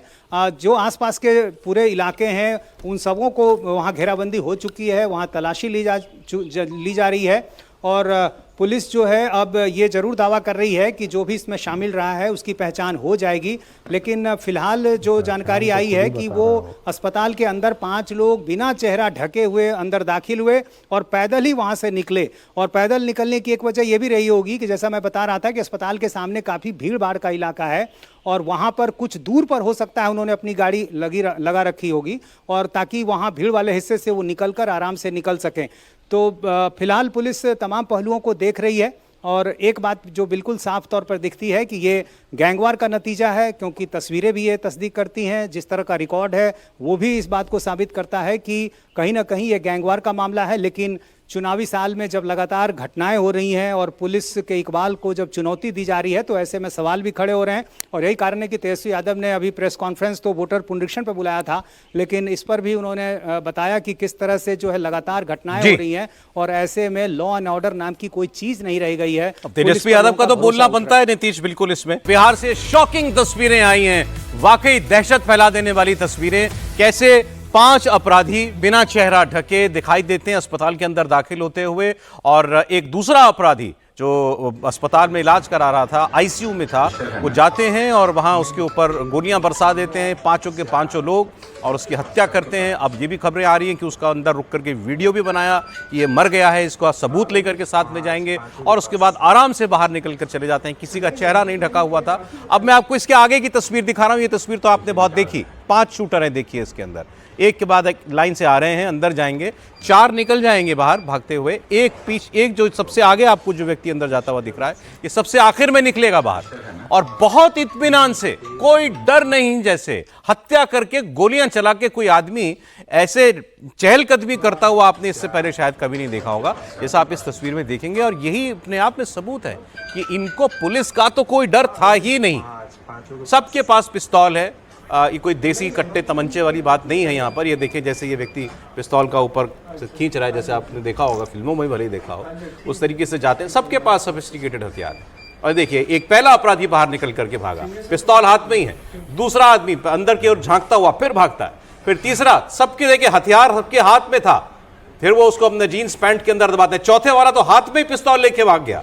और अब देखिए कई सेकंड के बाद वो पांचवा जो आदमी है ये बाहर निकलेगा, जो सबसे अंदर गया, सबसे पहले अंदर सबसे गया पहले था। आगे और था। कितने आराम से ये चाह रहा है, मतलब लीड ये कर रहे हैं। भाई लिए इनको लीड कर रहा है और आराम से बिल्कुल निकल तो के ऐसे अब देखिए इसके आगे की तस्वीर सर, अब इसके आगे की तस्वीर देखिए, अस्पताल के बाहर का वीडियो मैं आपको दिखाता हूं। अब ये लोग अस्पताल के बाहर जब निकले हैं उस वक्त क्या हुआ, ये एक एंट्री और एग्जिट का तो आप देख रहे हैं, कमरे के अंदर घुसना और कमरे से बाहर निकलना। आप 5 अपराधी, 5 शूटर, अब ये बक्सर के बताए जा रहे हैं। पुलिस की जो अभी तक की जांच हुई है, एक प्रेस रिलीज भी जारी की गई है, उसके मुताबिक ये जो व्यक्ति चंदन मिश्रा नाम का जो अपराधी है, ये भी इसके ऊपर 25 मुकदमे थे, हत्या का मुकदमा भी था इसके ऊपर, जिसको मारा गया है। और इसका एक जेल के अंदर बंद अपराधी से जब ये भी जेल में था तो झगड़ा हुआ था, ऐसी जानकारी पुलिस दे रही है। और संभावना है कि उसी में गैंग वॉर में बदला लेने के लिए इसकी हत्या की गई हो, और इसीलिए ये बक्सर की तरफ ही अपराधी जाते हुए भी दिखाई दिए हैं। बक्सर की तरफ जो रास्ता जाता है तो उस दिशा में पुलिस जो है फिलहाल इन्वेस्टिगेट कर रही है कि ये गैंग वॉर है, जेल में आपस में हुई मारपीट या झगड़े की वजह से बदला लेने की नीयत से ये हमला करवाया गया। मतलब जेल से ऑर्डर निकल रहे हैं हत्या के। ऐसे ही गोपाल खेमका का भी आपको याद होगा, हत्या हुई तो पुलिस सबसे पहले बेऊर जेल के अंदर गई छापा डालने के लिए, और वहीं बंद अपराधी, अजय वर्मा शायद उसका नाम था, वहां बंद गैंगस्टर से सुराग मिलता है और गैंगस्टर बताता है कि मैंने हत्या कराई है। फिर उसके बाद वो पिस्तौल किसने दी, गोली किसने चलाई, उन सब तक पुलिस पहुंचती है। यहां भी जेल से ही अपराध चल रहा है, कोऑर्डिनेट हो रहा है। वो तस्वीर आ रही है बस मेरे पास, आप देखना चाहेंगे अस्पताल के बाहर से ये लोग कैसे भागते हैं, तो बस कभी भी वो तस्वीर मैं आपको वो दिखा दूंगा, लेकिन आप एक बार फिर जरा इसको देखिए। और पुलिस जिस तरीके से रिएक्ट कर रही है वो ऐसा लग रहा है कि कहना नहीं चाहिए, पुलिस भी हेडलेस चिकन की तरह, क्या बोलें क्या ना बोलें, क्या बताएं क्या ना बताएं। ठीक आपने कहा कि वो जब प्रेस रिलीज नीतीश चंद्रा पढ़ रहे थे तो पढ़ के जैसे ऐतिहासिक अपराध का इतिहास चंदन मिश्रा का बताया, तो जैसे बताना चाहते थे कि भाई बहुत बड़ा अपराधी था, मार दिया गया, जस्टिफिकेशन है ना वो। और ये कोई बहुत बड़ा काम थोड़ी है, वो तो अपराधी है, उसको आजीवन कारावास की सजा हुई है, उसका तो हिस्ट्री सीट खुला होगा लोकल थाने में, एक बार फोन करो फैक्स आ जाएगा या ईमेल पर स्कैन कॉपी आ जाएगी। पुलिस ने कोई बहुत बड़ा काम जुटाना जैसा नहीं किया, ये तो हिस्ट्री सीट खुली होगी ना, उसकी हिस्ट्री सीट बक्सर से मंगा ली पटना। और आज के जमाने में बक्सर से पटना आने में मतलब लंदन से आने में भी एक क्लिक ही दूर रहता है ना, कि आपने बक्सर पटना की दूरी कितनी है वैसे? वो 1 घंटे लगते हैं ट्रेन से, लगभग 50-60 किलोमीटर होगी, इतना ही है, आसपास ही होगी। लेकिन सवाल ये नहीं है, सवाल मैं फिर बात को दोहरा रहा हूं, पुलिस क्या कर रही है, सुपरिटेंडेंट ऑफ पुलिस क्या कर रहे हैं। पटना में तो एसपी ग्रामीण है, एसपी सिटी हैं, एसएसपी हैं, डीआईजी हैं, आईजी हैं, कमिश्नर है, मतलब पूरी फौज है पटना में। बावजूद इसके पटना को बहुत मॉडर्नाइज करने का दावा किया जा रहा है, डबल डेकर फ्लाईओवर बना दिए, ये कर दिया, अपराधी खुले। पुलिस पेट्रोल कैसा है पटना में? पुलिस पेट्रोल तो होगा ही। मुझे लगता है कि मैं अभी जब 2 महीने पहले पटना गया था तो पटना में एक गंगा के किनारे एक मरीन ड्राइव बना है और 12:30 बजे लोग बेखौफ परिवार के लोग वहां बैठ के सब कुछ कर रहे थे, तो बड़ा खुश हुआ था। लेकिन जिस प्रकार से 2 सरेआम, ये देखिए वो तस्वीर आ गई है। अब जो आप दूसरी तस्वीर स्क्रीन पर देख रहे हैं, ये अस्पताल के बाहर लगे वीडियो की कैमरे की तस्वीर है। इसमें आपको ये लोग निकलते हुए दिखाई देंगे। अभी अब आपके सामने पहली बार हम ये तस्वीर देख रहे हैं। ये अस्पताल के बाहर जो कैमरा लगा है, ये देखिए मेन रोड है। हाँ, मेन रोड। ये जो आप देख रहे हैं ये पारस हॉस्पिटल के सामने, इसको जवाहरलाल नेहरू रोड कहते हैं, लेकिन पटना में इसको बेली रोड कहा जाता है। बेली रोड है जो गांधी मैदान, मतलब इधर डाक बंगला से शुरू होके और वो दानापुर तक जाता है। तो ये बेली रोड, और बेली रोड इस वक्त पटना का व्यस्ततम इलाका है, जिसको व्यस्ततम कह सकते हैं, नया पटना जिसको कह सकते हैं। सारे शोरूम, सारी गाड़ियां देखिए कितनी व्यस्त है। वो ऊपर फ्लाईओवर है एक, जो बेली रोड के बीचों बीच वो फ्लाईओवर का पिलर दिख रहा है जहां पर गाड़ी खड़ी है, एक पार्क की हुई है। और दिन मतलब इसी फ्लाईओवर के बगल नीचे बना हुआ है ये फ्लाईओवर, ये मेन रोड है बेली रोड पर फ्लाईओवर है। और फ्लाईओवर में सिंगल पिलर्स हैं और वो दोनों खुला हुआ है। आप देखिए उधर भी ट्रैफिक हाँ, होता है, मतलब इधर भी। इसी के नीचे एक तरफ बना हुआ है और नहीं, उस फ्लाईओवर के बाद सड़क है, सड़क के बाद पारस हॉस्पिटल है। अच्छा, तो इस तरह से देखिए आप, ये पारस हॉस्पिटल वही है, पटना के लोग जानते होंगे इसको, पहले डॉक्टर हाई का अस्पताल नहीं, कहा मेरे जाता ख्याल से अगर वो कुछ लड़के दिख रहे हैं, वो इसमें, भागते हुए आ रहे हैं ना। भागते हुए कुछ दिख रहे हैं लोग, ये शायद सब- वही होंगे, वही लोग हैं। एक बार और थोड़ा नजदीक से इसको देखना पड़ेगा। स्क्रीन में अगर आप ऊपर की तरफ देखेंगे तो आपको वो कुछ हलचल नजर आएगी इसमें। फुल स्क्रीन पे दिखा। ये देखिए, आपको ये कर्सर दिखाई दे रहा है, ये सफेद रंग का कर्सर आपको, ये देखिए वो भाग रहे हैं उनके। भाग रहे हैं। वो तीन, वही टोपी लगाई हुई है, वो आपको भागते हुए। अच्छा, इसमें भी एक आदमी जो है पीछे वाला, वो अब भी उतने ही आराम से इत्मीनान में है। वो रिलैक्स्ड है, उसको डर ही नहीं है किसी चीज का भाई। उसको न अस्पताल के बाउंसर्स का डर, न अस्पताल के लोगों का डर।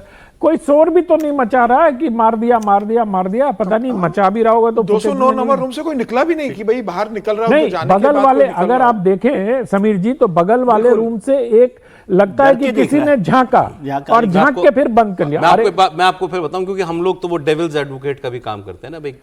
ये पहले सोचना पड़ता है कि सामने वाला क्या जवाब दे सकता है इस बिल्कुल, बात का। इस सवाल के में भी आपको ऐसे लोग भी मिल जाएंगे सरकार से जुड़े हुए या पुलिस से जुड़े हुए, जो कहेंगे कि देखिए ये आम अपराध नहीं है, मतलब छिनौती, झपटा झुपटी या आम लोगों का मर्डर, एक इसमें अपराधी मारा गया। वो गोपाल खेमका की बिजनेस राइवलरी थी, वो बिजनेस राइवलरी में मारा गया है, ये गैंगवार में ये गैंग वॉर में मारा गया है, लेकिन इसमें आम लोगों को थोड़ी कोई नुकसान पहुंचा रहा है। अच्छा ये बताइए सौरभ जी, गैंग वार का क्या मतलब है कि आप आराम से टहलते हुए 5 आदमी गन लेके आइए और पारस अस्पताल जैसे व्यस्ततम इलाके में घुस के गोली मार दीजिए। आईसीयू में, आईसीयू बताया नीतीश जी ने, 209 नंबर कमरे में घुसिए, आप मार दीजिए, आराम से चहलकदमी करते हुए चले जाइए, बाहर निकलिए, ना अस्पताल में कोई रोकने वाला है, ना पुलिस का कोई खौफ है। ये कैसे, मतलब ये गैंगवार तो बनाना रिपब्लिक टाइप हो गया ना, कि जिसको जो मन में आ रहा है वो कर रहा है। सौरभ जी, इसमें एक चीज और आ जाती है, जब गैंग इस तरीके से बिहेव करते हैं तो उनका पुलिस पे कोई खौफ नहीं है, उनका पुलिस का कोई नहीं, मैं दूसरी चीज कह रहा हूं, ये खौफ ये कॉमन लोगों पे डालते हैं, आम आदमी पे। जब वो फिरौती किडनैपिंग्स आप देखिएगा तभी उसी खौफ पे, ये क्यों नहीं अपना फेस ढक रहे? इनको भी तो पता है सीसीटीवी कैमरास लगे हैं, ये बहुत बड़े गैंग के अगर मेंबर्स हैं तो इसका क्या मतलब है? ये खौफ क्रिएट करना चाहते हैं और ये क्रिएट करेंगे, उसी के बाद फिरौती, किडनैपिंग्स, लूटपाट जो है ये आराम से कर सकते हो। कॉमन आदमी डायरेक्टली अफेक्ट होता है। देखिए, मेरे ख्याल से हम तो सम्राट यही जी उम्मीद का कर- है ना, वो मोरठा कहते हैं, क्या कहते हैं, मुरेठा बांधने का वक्त आ गया। ये अपराध जब तक खत्म कम नहीं होगा तब तक हम मुरेठा बांधना चाहिए सम्राट जी को। आप सम्राट जी बोले, बड़ा चाहे विजय कड़ा सिन्हा कदम बोले, कड़ा कदम होगा। चाहे इस पर दोनों उप मुख्यमंत्री हैं या इस पर फिर मुख्यमंत्री खुद बोले, कोई तो बोलेगा, बोलना पड़ेगा और जवाब भी देना पड़ेगा। मैं आपको बिहार की कुछ और पॉलिटिकल खबरें इस बीच बता देता हूं, ये तो आज की बहुत बड़ी खबर बन गई। खैर, इस पर आगे भी पूरा अपडेट आपको हम देते रहेंगे। बिहार में लेकिन जो इससे पहले जो सबसे बड़ा विवाद था, लॉ एंड ऑर्डर के अलावा बिहार के चुनाव में मुद्दा बनाने की जो कोशिश है, वो है इलेक्शन कमीशन के वोटर लिस्ट रिवीजन की एक्सरसाइज को। ये टॉपिक विपक्ष के लिए बहुत बड़ा मुद्दा है। राहुल गांधी हों, तेजस्वी यादव हों, उन्होंने इस पर मोर्चा खोला हुआ है। अब तेजस्वी यादव ने आज एक बार फिर चुनाव आयोग पर सवाल उठाया और अब तो चुनाव आयोग पर खुलकर आरोप लगते हैं। चुनाव आयुक्त है, मुख्य चुनाव आयुक्त ज्ञानेश कुमार, उनको लेकर सीधी टिप्पणी होती है। बीजेपी के लिए काम कर रहे हैं, वो आरोप लगा दिया गया और चैलेंज किया गया कि एक भी नाम वोटर लिस्ट से कटा तो उसका ब्यौरा हम खंगालेंगे, क्योंकि हमको चुनाव आयोग पर भरोसा नहीं। लेकिन आप गौर किस बात पे कीजिएगा, बयान आपके सामने चलने वाला है तेजस्वी का, वो ज्ञानेश कुमार का नाम क्या लेते हैं और कैसे लेते हैं, आप सुनिएगा और फिर हम बताएंगे आपको कि इसमें क्या खास था। इलेक्शन कमीशन जो है बीजेपी के दफ्तर के इशारे से, बीजेपी के इशारे पर काम कर रही है, लेकिन मिस्टर ज्ञानेश गुप्ता और इलेक्शन कमीशन के लोगों ने, सुप्रीम कोर्ट भी हम लोग गए, सुप्रीम कोर्ट ने सलाह भी दी, लेकिन ज्ञानेश गुप्ता और उनके इलेक्शन कमीशन के लोगों ने एक बार भी प्रेस कॉन्फ्रेंस करके कोई जवाब नहीं दिया। जो ज्ञानेश गुप्ता है वो चुप है और अद्भुत इस बात का है कि वो अनऑफिशियली मीडिया से मिल रहे हैं। ये आंकड़े कहां से आ रहे हैं भाई इलेक्शन कमीशन के पास कि 35 लाख जो है नाम कटेंगे? एक हफ्ता बाकी है, प्रोसेस में ऑन गोइंग है। अभी तक पूरा डिटेल नहीं आया है और आप पहले से ही प्रोपेगेंडा आप सेट करना चाहते हैं लोगों को दिखाने के लिए कि भाई डुप्लीकेट थे, बाहर रह रहे थे, फर्जी थे, विदेशी थे, इस वजह से उनका नाम जो है काट दिया जाएगा। हम लोग छोड़ने वाले नहीं है इस लड़ाई को। अगर नाम कटा तो आपको बताना होगा, पूरा डिटेल देना होगा। चुनाव बड़ा महीन काम होता है, नेतागिरी बड़ा महीन काम है। और आप देखिए उन्होंने किया क्या। कितनी बार आपने उनके मुंह से मुख्य चुनाव आयुक्त का नाम सुना? ज्ञानेश गुप्ता, ज्ञानेश गुप्ता, ज्ञानेश गुप्ता। ये 40 सेकंड के 1 मिनट के बयान में तो 3 बार हमने ही सुना दिया आपको उनके मुंह से। उस प्रेस कॉन्फ्रेंस तो कम से कम आधा घंटा की होगी, तो उसमें जाने कितनी बार ज्ञानेश गुप्ता बोला होगा। मुझे नहीं मालूम था कि उनका नाम ज्ञानेश गुप्ता है। मैं ज्ञानेश कुमार ही जानता हूं। अखबार में भी ज्ञानेश कुमार छपता है। उनकी प्रेस कॉन्फ्रेंस जब होती है तो नीचे भी उनके वहां पर इलेक्शन कमीशन के दफ्तर में ज्ञानेश कुमार ही लिखा होता है।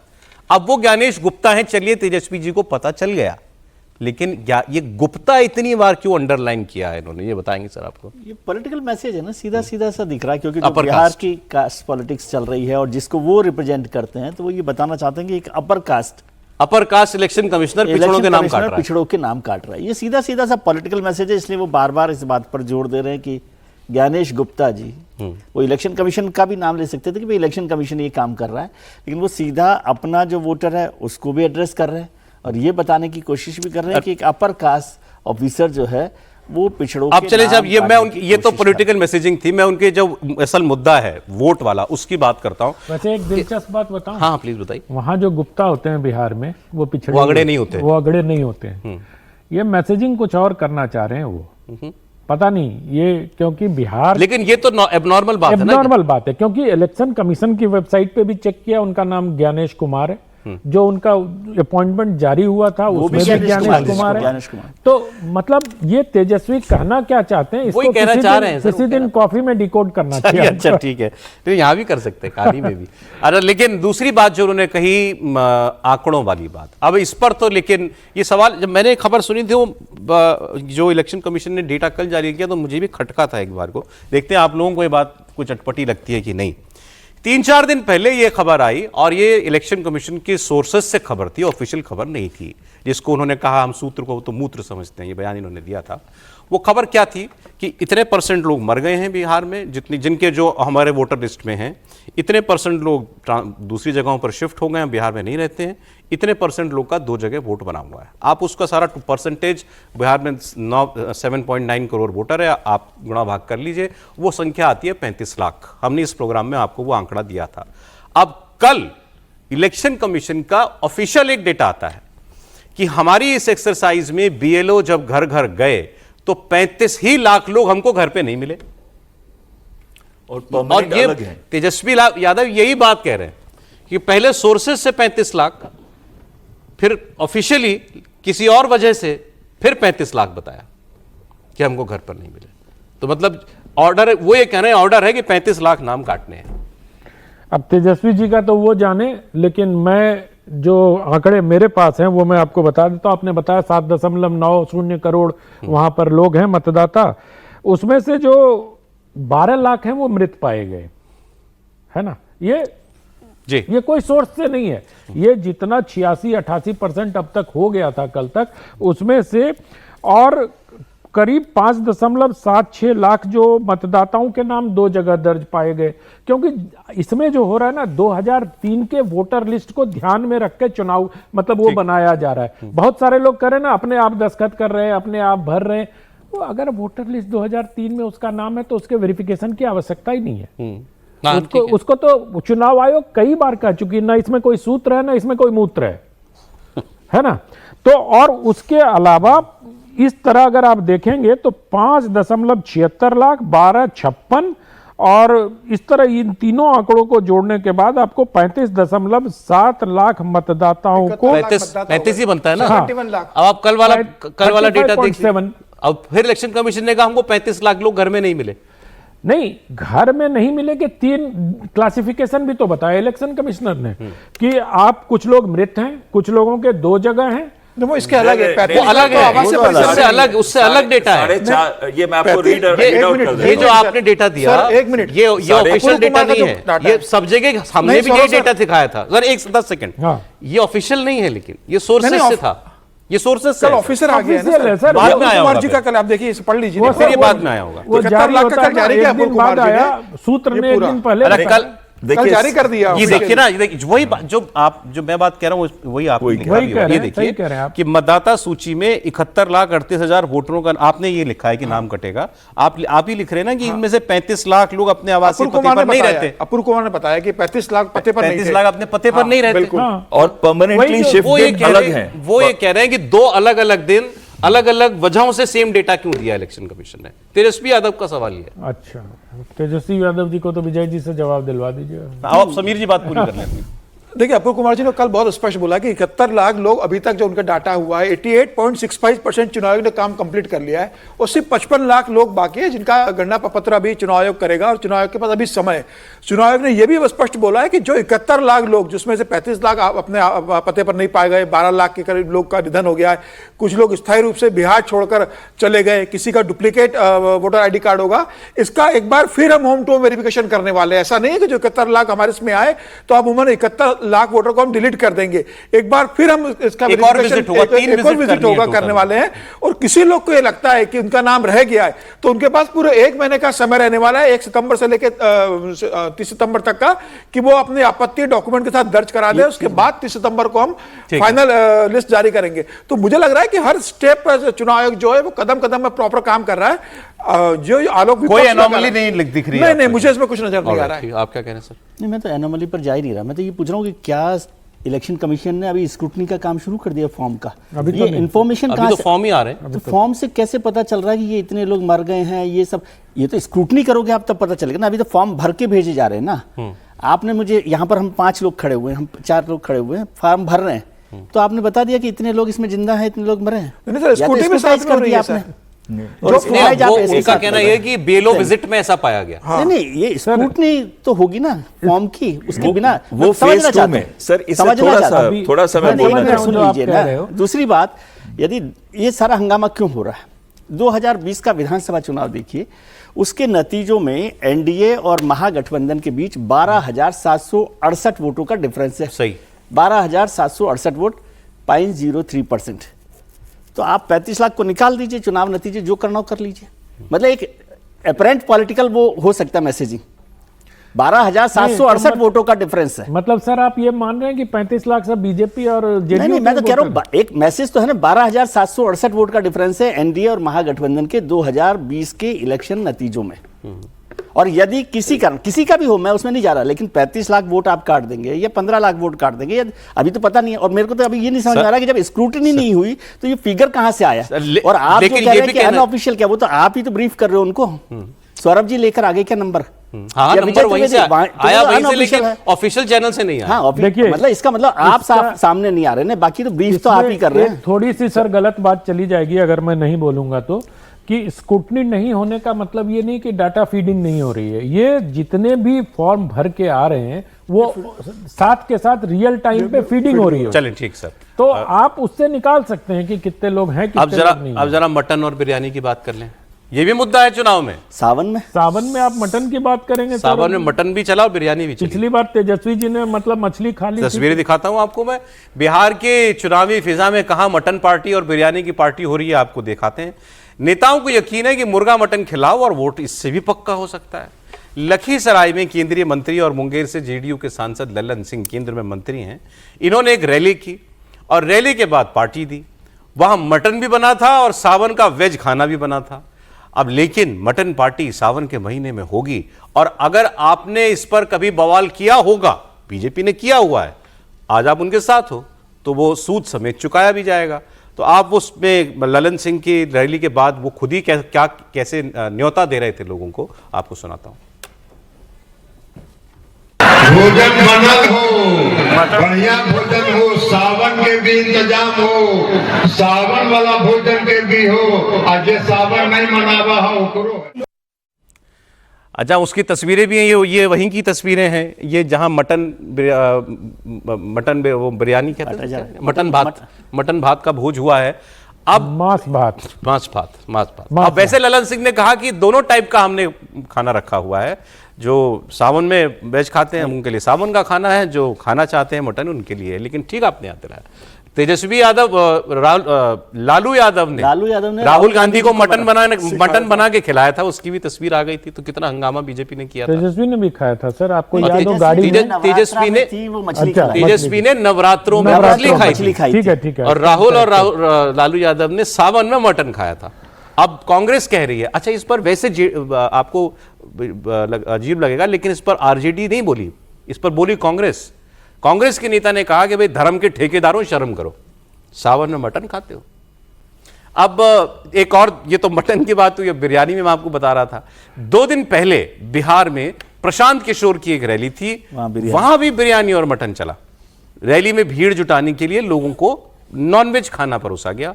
इसके बाद प्रशांत किशोर की रैली में भीड़ उमड़ी भी, और जो भीड़ उमड़ी वो खाने पे भी टूट पड़ी। प्रशांत किशोर की रैली बिहार के मुस्लिम बहुल जिले किशनगंज के बहादुरगंज इलाके में हो रही थी, तो यहां भी बिरयानी मटन का सहारा उन्होंने लिया और लोगों में उसका एक चाव दिखा भी।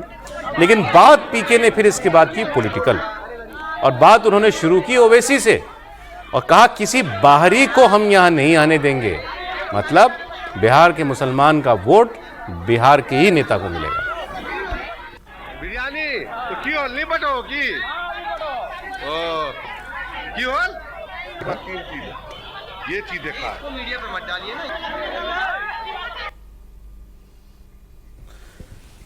तो ये देखें साहब, दोनों जगह की तस्वीरें आपके सामने हैं। सर, है कोई इशू बिहार में? देखिए सर, ये निश्चित रूप से मतलब एक एम्बैरेसिंग सिचुएशन तो क्रिएट हो गई है भारतीय जनता पार्टी के लिए कि भाई ललन सिंह बड़े नेता है, जेडीयू के अध्यक्ष रहे, नीतीश जी के बड़े करीबी रहे, अब बाद में उनको अध्यक्ष पर से हटा दिया, लेकिन केंद्र में मंत्री भी है वो। तो मुझे लग रहा है कि निश्चित रूप से जिस तरीके से लालू और जब राहुल गांधी का मामला आया था, जिस समय साहनी और तेजस्वी यादव का हवाई जहाज पर हेलीकॉप्टर में खाते हुए मामला आया था, और जिस समय हमला हुए थे, तो निश्चित रूप से ये एम्ब्रेसिंग सिचुएशन रहेगी। लेकिन ठीक है, बिहार की राजनीति, हिंदुस्तान की राजनीति में मटन और चिकन बहुत चलते हैं। अब महाराष्ट्र में जब चुनाव हुए थे तो एक नेता तो चुनाव हार गए, चुनाव के पहले उन्होंने बढ़िया मटन चिकन की पार्टी थी, उन्होंने पर्ची भी साथ में काट के दे रहे थे, 30 दिन तक आपको रोज मटन इस दुकान से मिलेगा, लेते रहना मुझे वोट देने के बाद। कौन थे ये? एक नेता थे वहां के शिवसेना के, वो चुनाव हार गए, बिहार के लोगों को चुनाव हार गए तो उन्होंने वो सारी पर्चियां कैंसिल करवा दी। तेलंगाना के कांग्रेस के नेता ने तो 10 ट्रक मुर्गे मंगा लिए थे कि भाई अगर मैं चुनाव जीतूंगा तो रोज आपको एक मुर्गा मेरे घर से लेकर जाना। तो इस तरह की तो होता रहता है। मैं सौरभ शर्मा आपके साथ, अनंत विजय जी, समीर चौगांवकर साहब, विजय त्रिवेदी जी, ए कोमोडोर एस बेल साहब हमारे मेहमान हमारे साथ हैं। आज बिहार पर बड़ी लंबी चर्चा हो गई, लेकिन मुद्दा ही ऐसा था, सारी तस्वीरें भी आपने देखी उसकी। अब जरा कुछ और पॉलिटिकल खबरों की बात करते हैं। आपके फोन पर एक वीडियो आया होगा और मुझे लगता है आपने जरूर देखा भी होगा, यूपी का। इसमें अखिलेश यादव और एक धर्माचार्य हैं, संत हैं, प्रवचन देते हैं, अनिरुद्धाचार्य जी महाराज, इनके बीच का वार्तालाप। और उसमें फिर कहते हैं अखिलेश जी कि अब आज से हमारे और आपके रास्ते अलग, और वो गाड़ी में बैठते हैं और चले जाते हैं।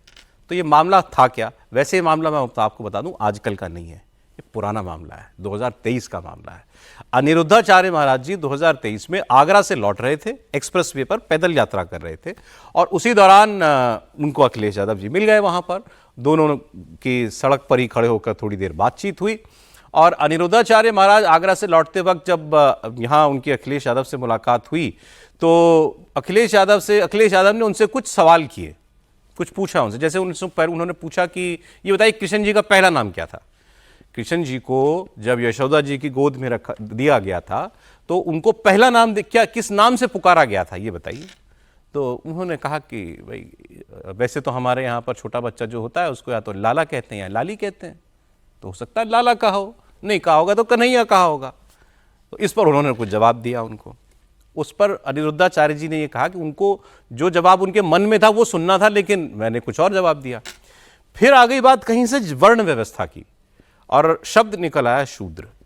अब किसने कहा, किस कॉन्टेक्स्ट में कहा, क्योंकि वो पुराना वीडियो पूरा नहीं है किसी के पास, तो अखिलेश यादव ये कहते सुनाई देते हैं अब किसी को शूद्र मत कहना, और फिर वो कहते हैं कि अब आज से मेरे और आपके रास्ते अलग हैं।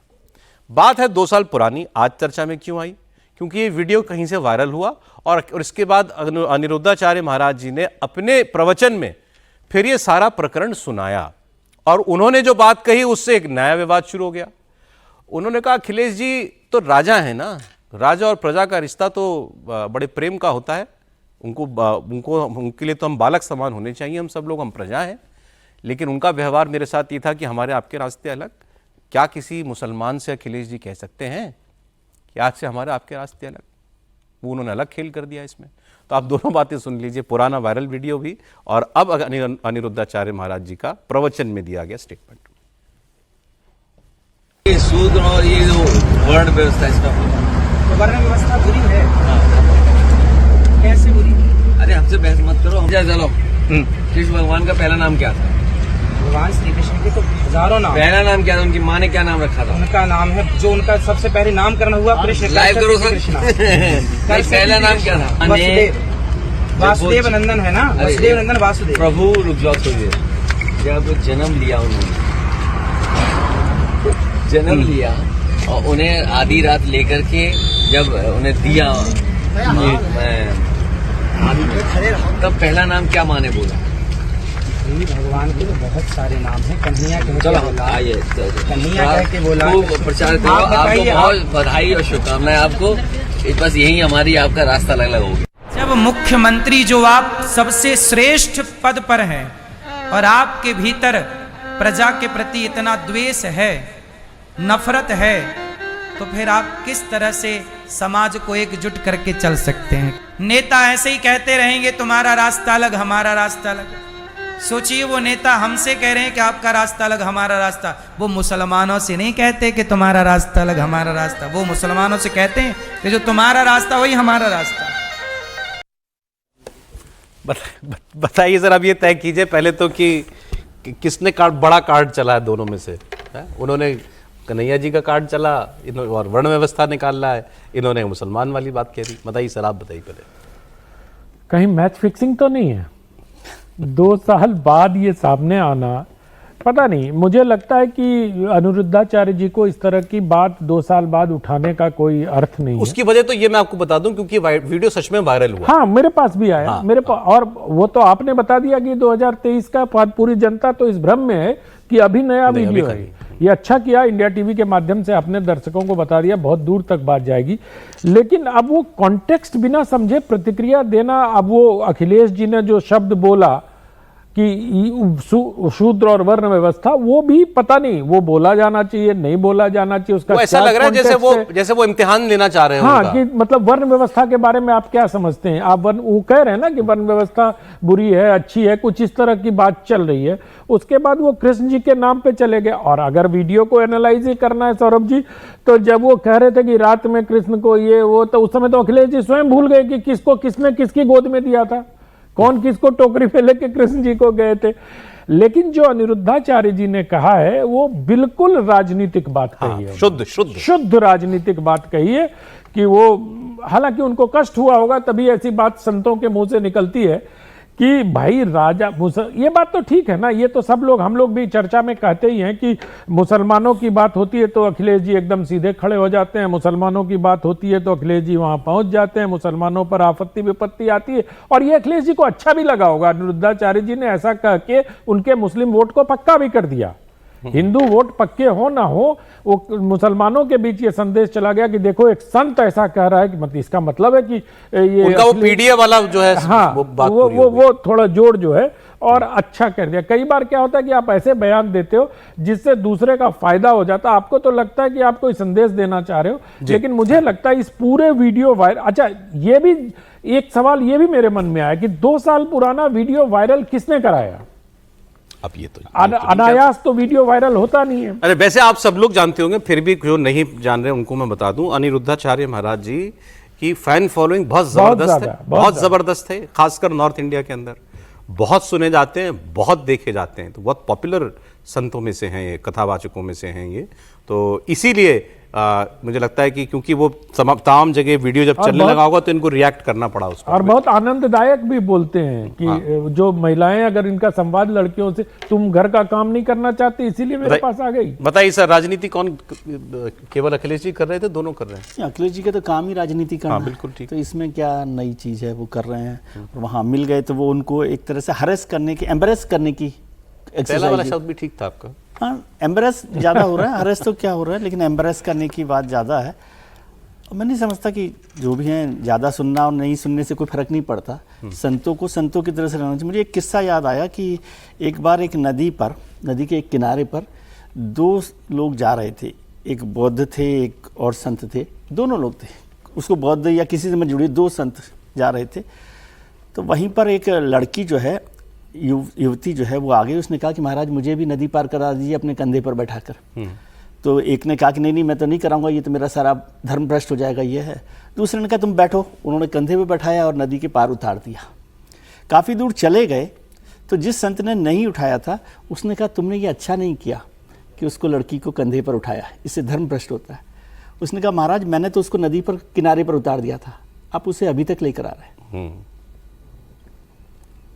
सही बात है। ऐसे मुझे याद आ गई। मतलब महाराज जी को भूल जाना चाहिए था इस बात को, जो हो गया वो हो गया। मुझे नहीं लगता, और ये ये ऐसा कर रहे चाहिए था। ओके ठीक है। चलिए साहब, ये तो एक क्योंकि वायरल भी था ये सारा प्रकरण, तो इस पर हम लोगों ने बात की। अब बैल साहब, समीर जी, अगली खबर महाराष्ट्र से जुड़ी है, बहुत ही इंटरेस्टिंग खबर। देवेंद्र फडणवीस विधानसभा में बोल रहे थे, विधान परिषद में बोल रहे थे। और वहां एक्चुअली जो विधान परिषद में नेता विपक्ष थे शायद, उनका विदाई, अंबादास दानवे जी, उनका विदाई समारोह था। ये पहले बीजेपी में ही हुआ करते थे, if I am not wrong, और फिर ये उद्धव ठाकरे के साथ चले गए थे। और वो तब गए थे जब उद्धव ठाकरे की शिवसेना एक थी। अब वहां उनके विदाई समारोह में देवेंद्र फडणवीस ने एक हल्के फुल्के अंदाज में, मजाक के अंदाज में बोला कि उद्धव ठाकरे जी आप महायुति में आ जाओ। अब इसके अंदर सदन में खूब जमकर हंसी ठिठोली हुई। कहा उन्होंने कुछ यूं कि भाई मैं तो नहीं आऊंगा, आप जहां पर हैं 29 तक मेरी कुर्सी तो यही है, आप आना चाहते हो इधर तो आप आ जाओ। असेंबली का सेशन चल रहा है। अब इस दौरान विधान भवन में मुख्यमंत्री देवेंद्र फडणवीस और उद्धव ठाकरे ये आमने सामने आ गए।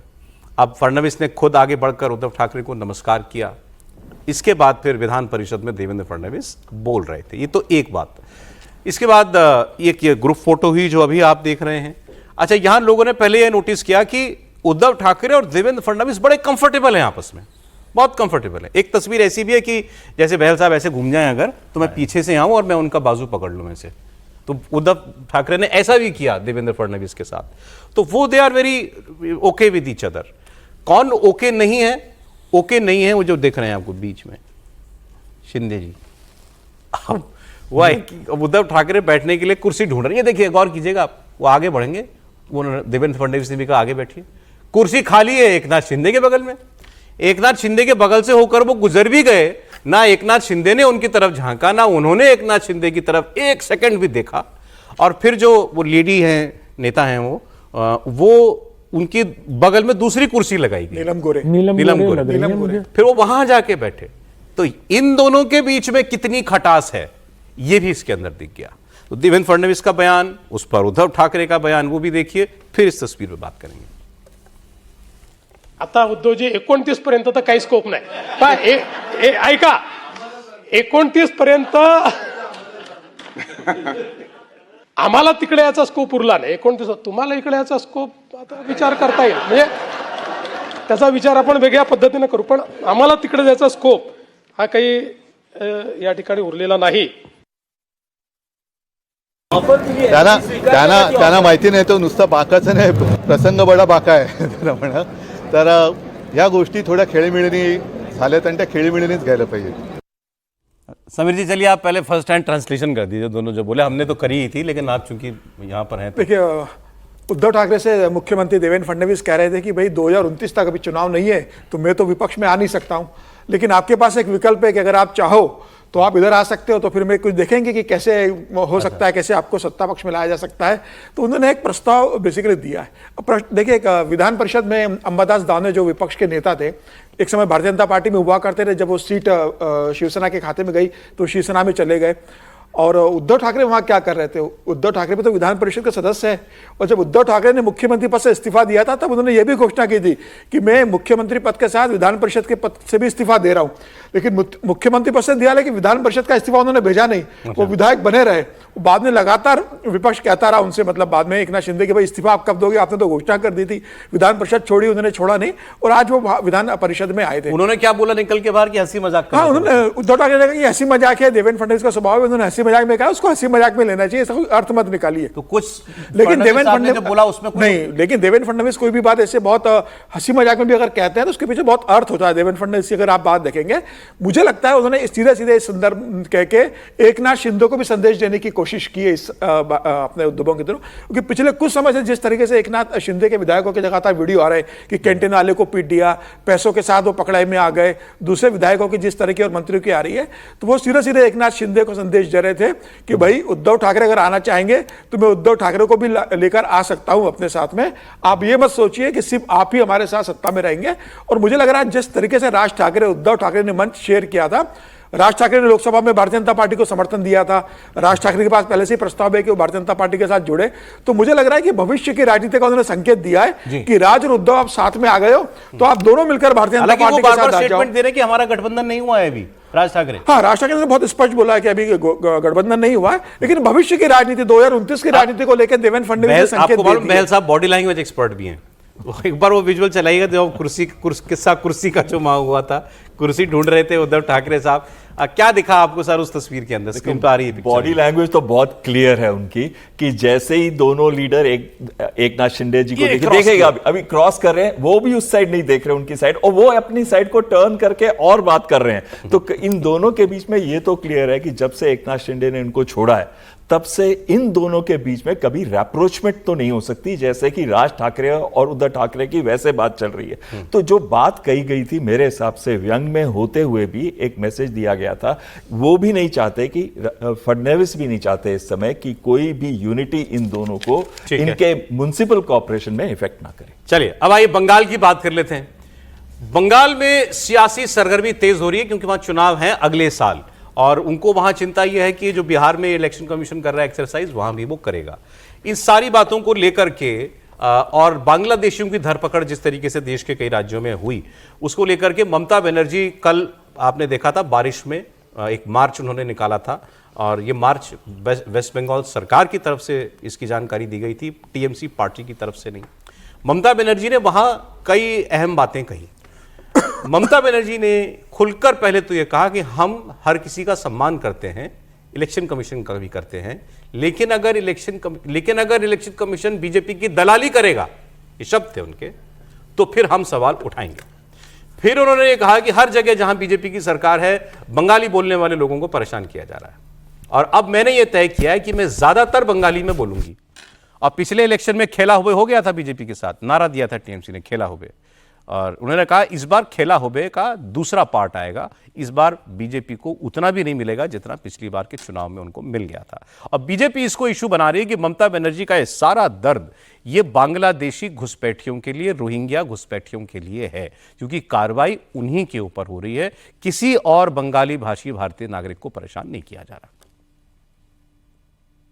चुनाव आने से सब नाम निकाल देना, एक तो इलेक्शन कमीशन बैठे हैं, मैं उसको डिसरेस्पेक्ट नहीं करते हैं, लेकिन अगर कोई बीजेपी दलाली करे तो हम उसको इंसान के लिए हम कहेंगे दलाली मत करना, हम नहीं छोड़ेंगे।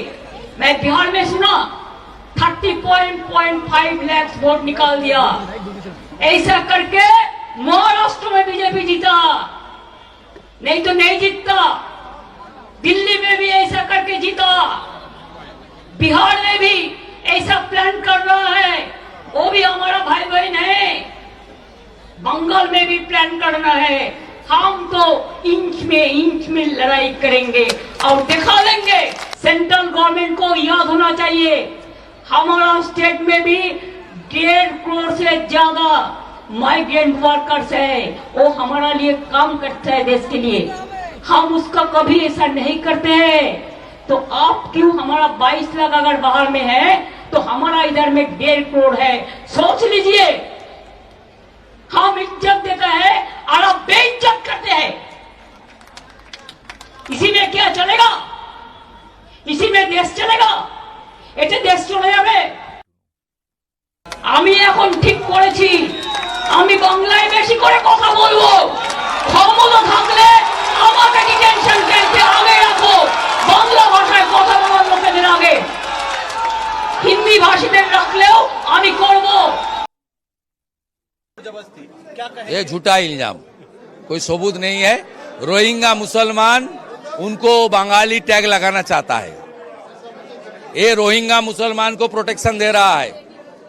कोई बंगाली का खिलाफ कोई कुछ नहीं हो रहा है। उनको बोलिए वीडियो पिक्चर डालने के लिए और लिस्ट, एपिक कार्ड, आधार कार्ड, डॉक्यूमेंट देने के लिए।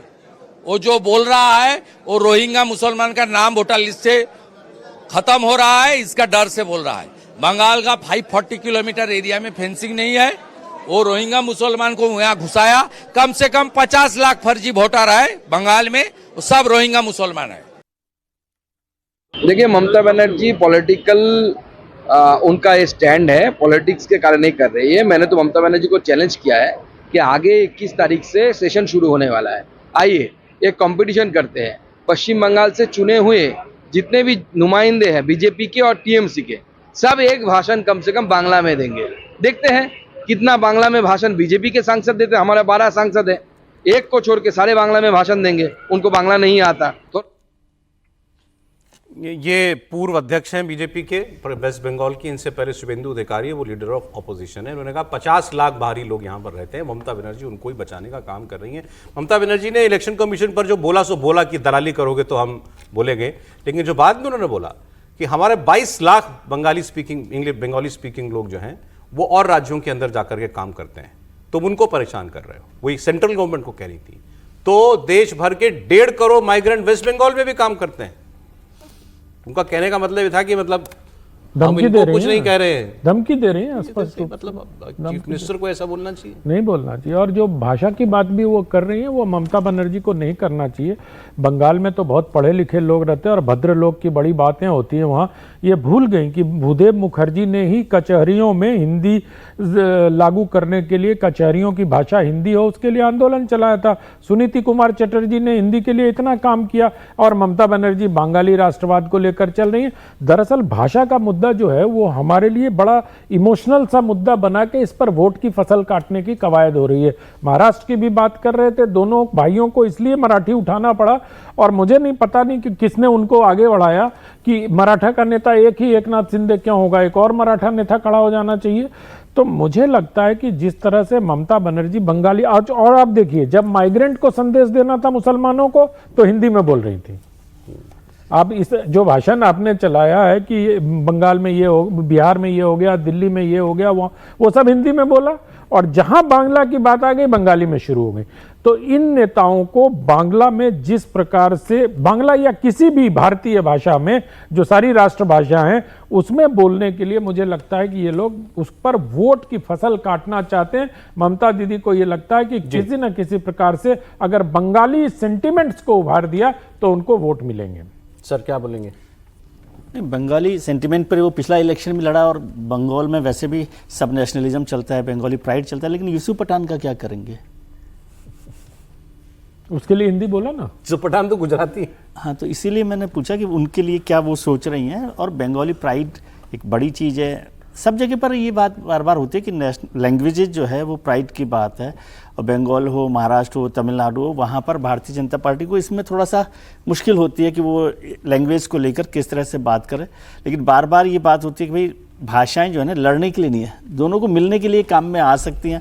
अब वो ये बात करके तो जो राज ठाकरे साहब कर रहे थे वही कर रहे हैं। लेकिन वो क्या किसके लिए रही हैं कि बंगालियों को परेशान किया जा रहा है देश में? बीजेपी की सरकारों के लिए कि वो मतलब कि वोटर्स में जो आप निकाल रहे हो या परेशान कर रहे हो उसकी बात वो कर रहे हैं। बिहार में कौन से बंगाली को निकाल दिया? मतलब मैं समझना चाह रहा हूँ कि वो कोई बताएं तो बात ये कि भाई यहाँ परेशान किया गया बंगाली। वोटर लिस्ट में जो आप नाम काट रहे हैं उसके रेफरेंस में वो उस बात को जिक्र कर रही हैं कि आप इस तरह से करेंगे तो फिर हम यहाँ देखेंगे कि क्या करना है। सर साइकोलॉजी रिसर्च में वो होता है ना कि आप पहले प्रॉब्लम क्रिएट करते हो फिर उसका सॉल्यूशन ढूंढते हो।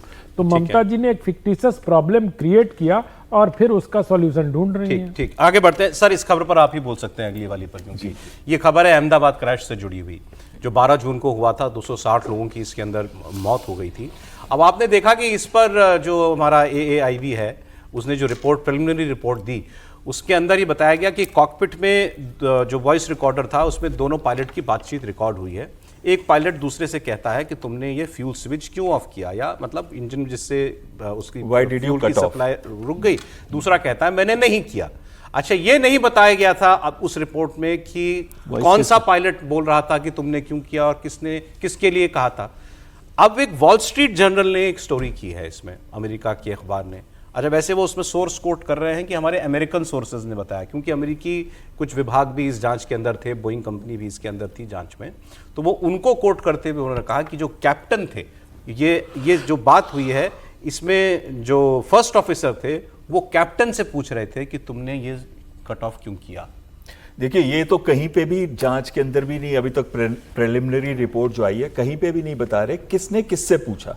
लेकिन फ्लाई जो कर रहे थे वो को पायलट फ्लाई कर रहे थे, और जो सुपरवाइजरी पायलट थे या जो मॉनिटरिंग पायलट थे वो थे कैप्टन। और ये होता है जब दो पायलट दोनों एक्सपीरियंस्ड हो, दोनों फ्लाई कर रहे हो, तो उनमें से एक फ्लाइंग पायलट बन जाता है और एक मॉनिटरिंग पायलट बन जाता है।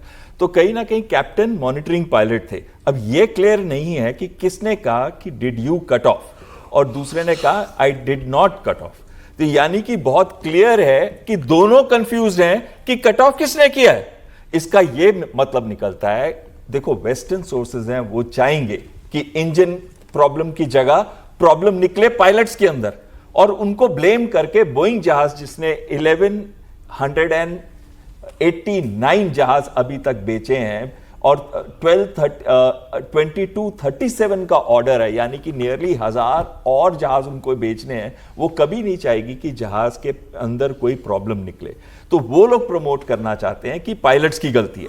उसी तरीके से एयर इंडिया, जिसकी मेंटेनेंस पे हमेशा से प्रश्न उठाए जा रहे हैं, वो भी कहना चाहेगा कि पायलट्स की गलती है, लेकिन ये कहीं पे भी नहीं आया। एयर इंडिया भी ये चाहेगा, बिल्कुल चाहेगा, क्योंकि एयर इंडिया की जो मेंटेनेंस प्रैक्टिसेस हैं उस पे भी क्वेश्चन। एक रिपोर्ट जो DGCA ने खुद बनाई थी जनवरी 2024 से लेके अगस्त 2024 तक, कि 12 गुना ज्यादा कंप्लेंट्स हैं एयर इंडिया के अगेंस्ट इंडिगो के कंपैरिजन के अंदर। तो कहीं ना कहीं बहुत सारी चीजें आप देख रहे हैं, जहाजों को इमरजेंसी लैंडिंग करनी पड़ रही है इधर उधर के एयरपोर्ट पे, तो प्रश्न एयर इंडिया के ऊपर उठते ही रहे हैं और कोई भी नहीं चाहेगा। लेकिन जो पायलट्स हैं, ये एक्सीडेंट पायलट्स कर ही नहीं सकते थे, क्योंकि दोनों फ्यूल कट ऑफ स्विचेस को ऑफ करना 1 सेकंड के अंदर पॉसिबल ही नहीं है, क्योंकि उनको उठा के नीचे लाया जाता है, फिर दूसरे को उठा के लाया जाता है, 1 सेकंड में दोनों इंजन। और वो बता तो रहे हैं कि जो भी दूसरा पायलट था उसने मना किया कि मैंने नहीं किया। बिल्कुल कंफ्यूजन है कि किसने किया, इसका मतलब टेक्निकल फॉल्ट है। अब ये प्रिलिमिनरी जांच थी, बॉक्स में वो आवाज भी तो रिकॉर्ड हुई होगी कट होने की। सर मैं बता रहा हूं आपको, रिपोर्ट के अंदर नाम नहीं है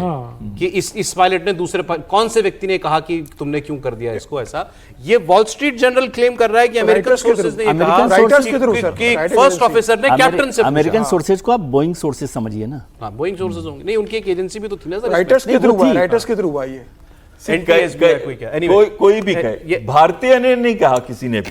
सबसे बड़ी बात ये अगर प्रिलिमिनरी इंक्वायरी की आपने रिपोर्ट दी है और आपको 1 साल लगेगा अभी पूर्ण जांच कंप्लीट करने के लिए, तो आपने ऐसी इंफॉर्मेशन बाहर की है जिससे बड़ा आसान हो जाता है सारा दोष पायलट्स के ऊपर डाल देना। सारी चर्चा आपने उसके ऊपर केंद्रित कर दी है, और ये खुद आप कह रहे हैं कि ये केवल प्रारंभिक रिपोर्ट है। सर समय बिल्कुल नहीं है। बहुत शुक्रिया बैल साहब, समीर जी, आनंद जी, बहुत धन्यवाद आपको, बहुत धन्यवाद आपका।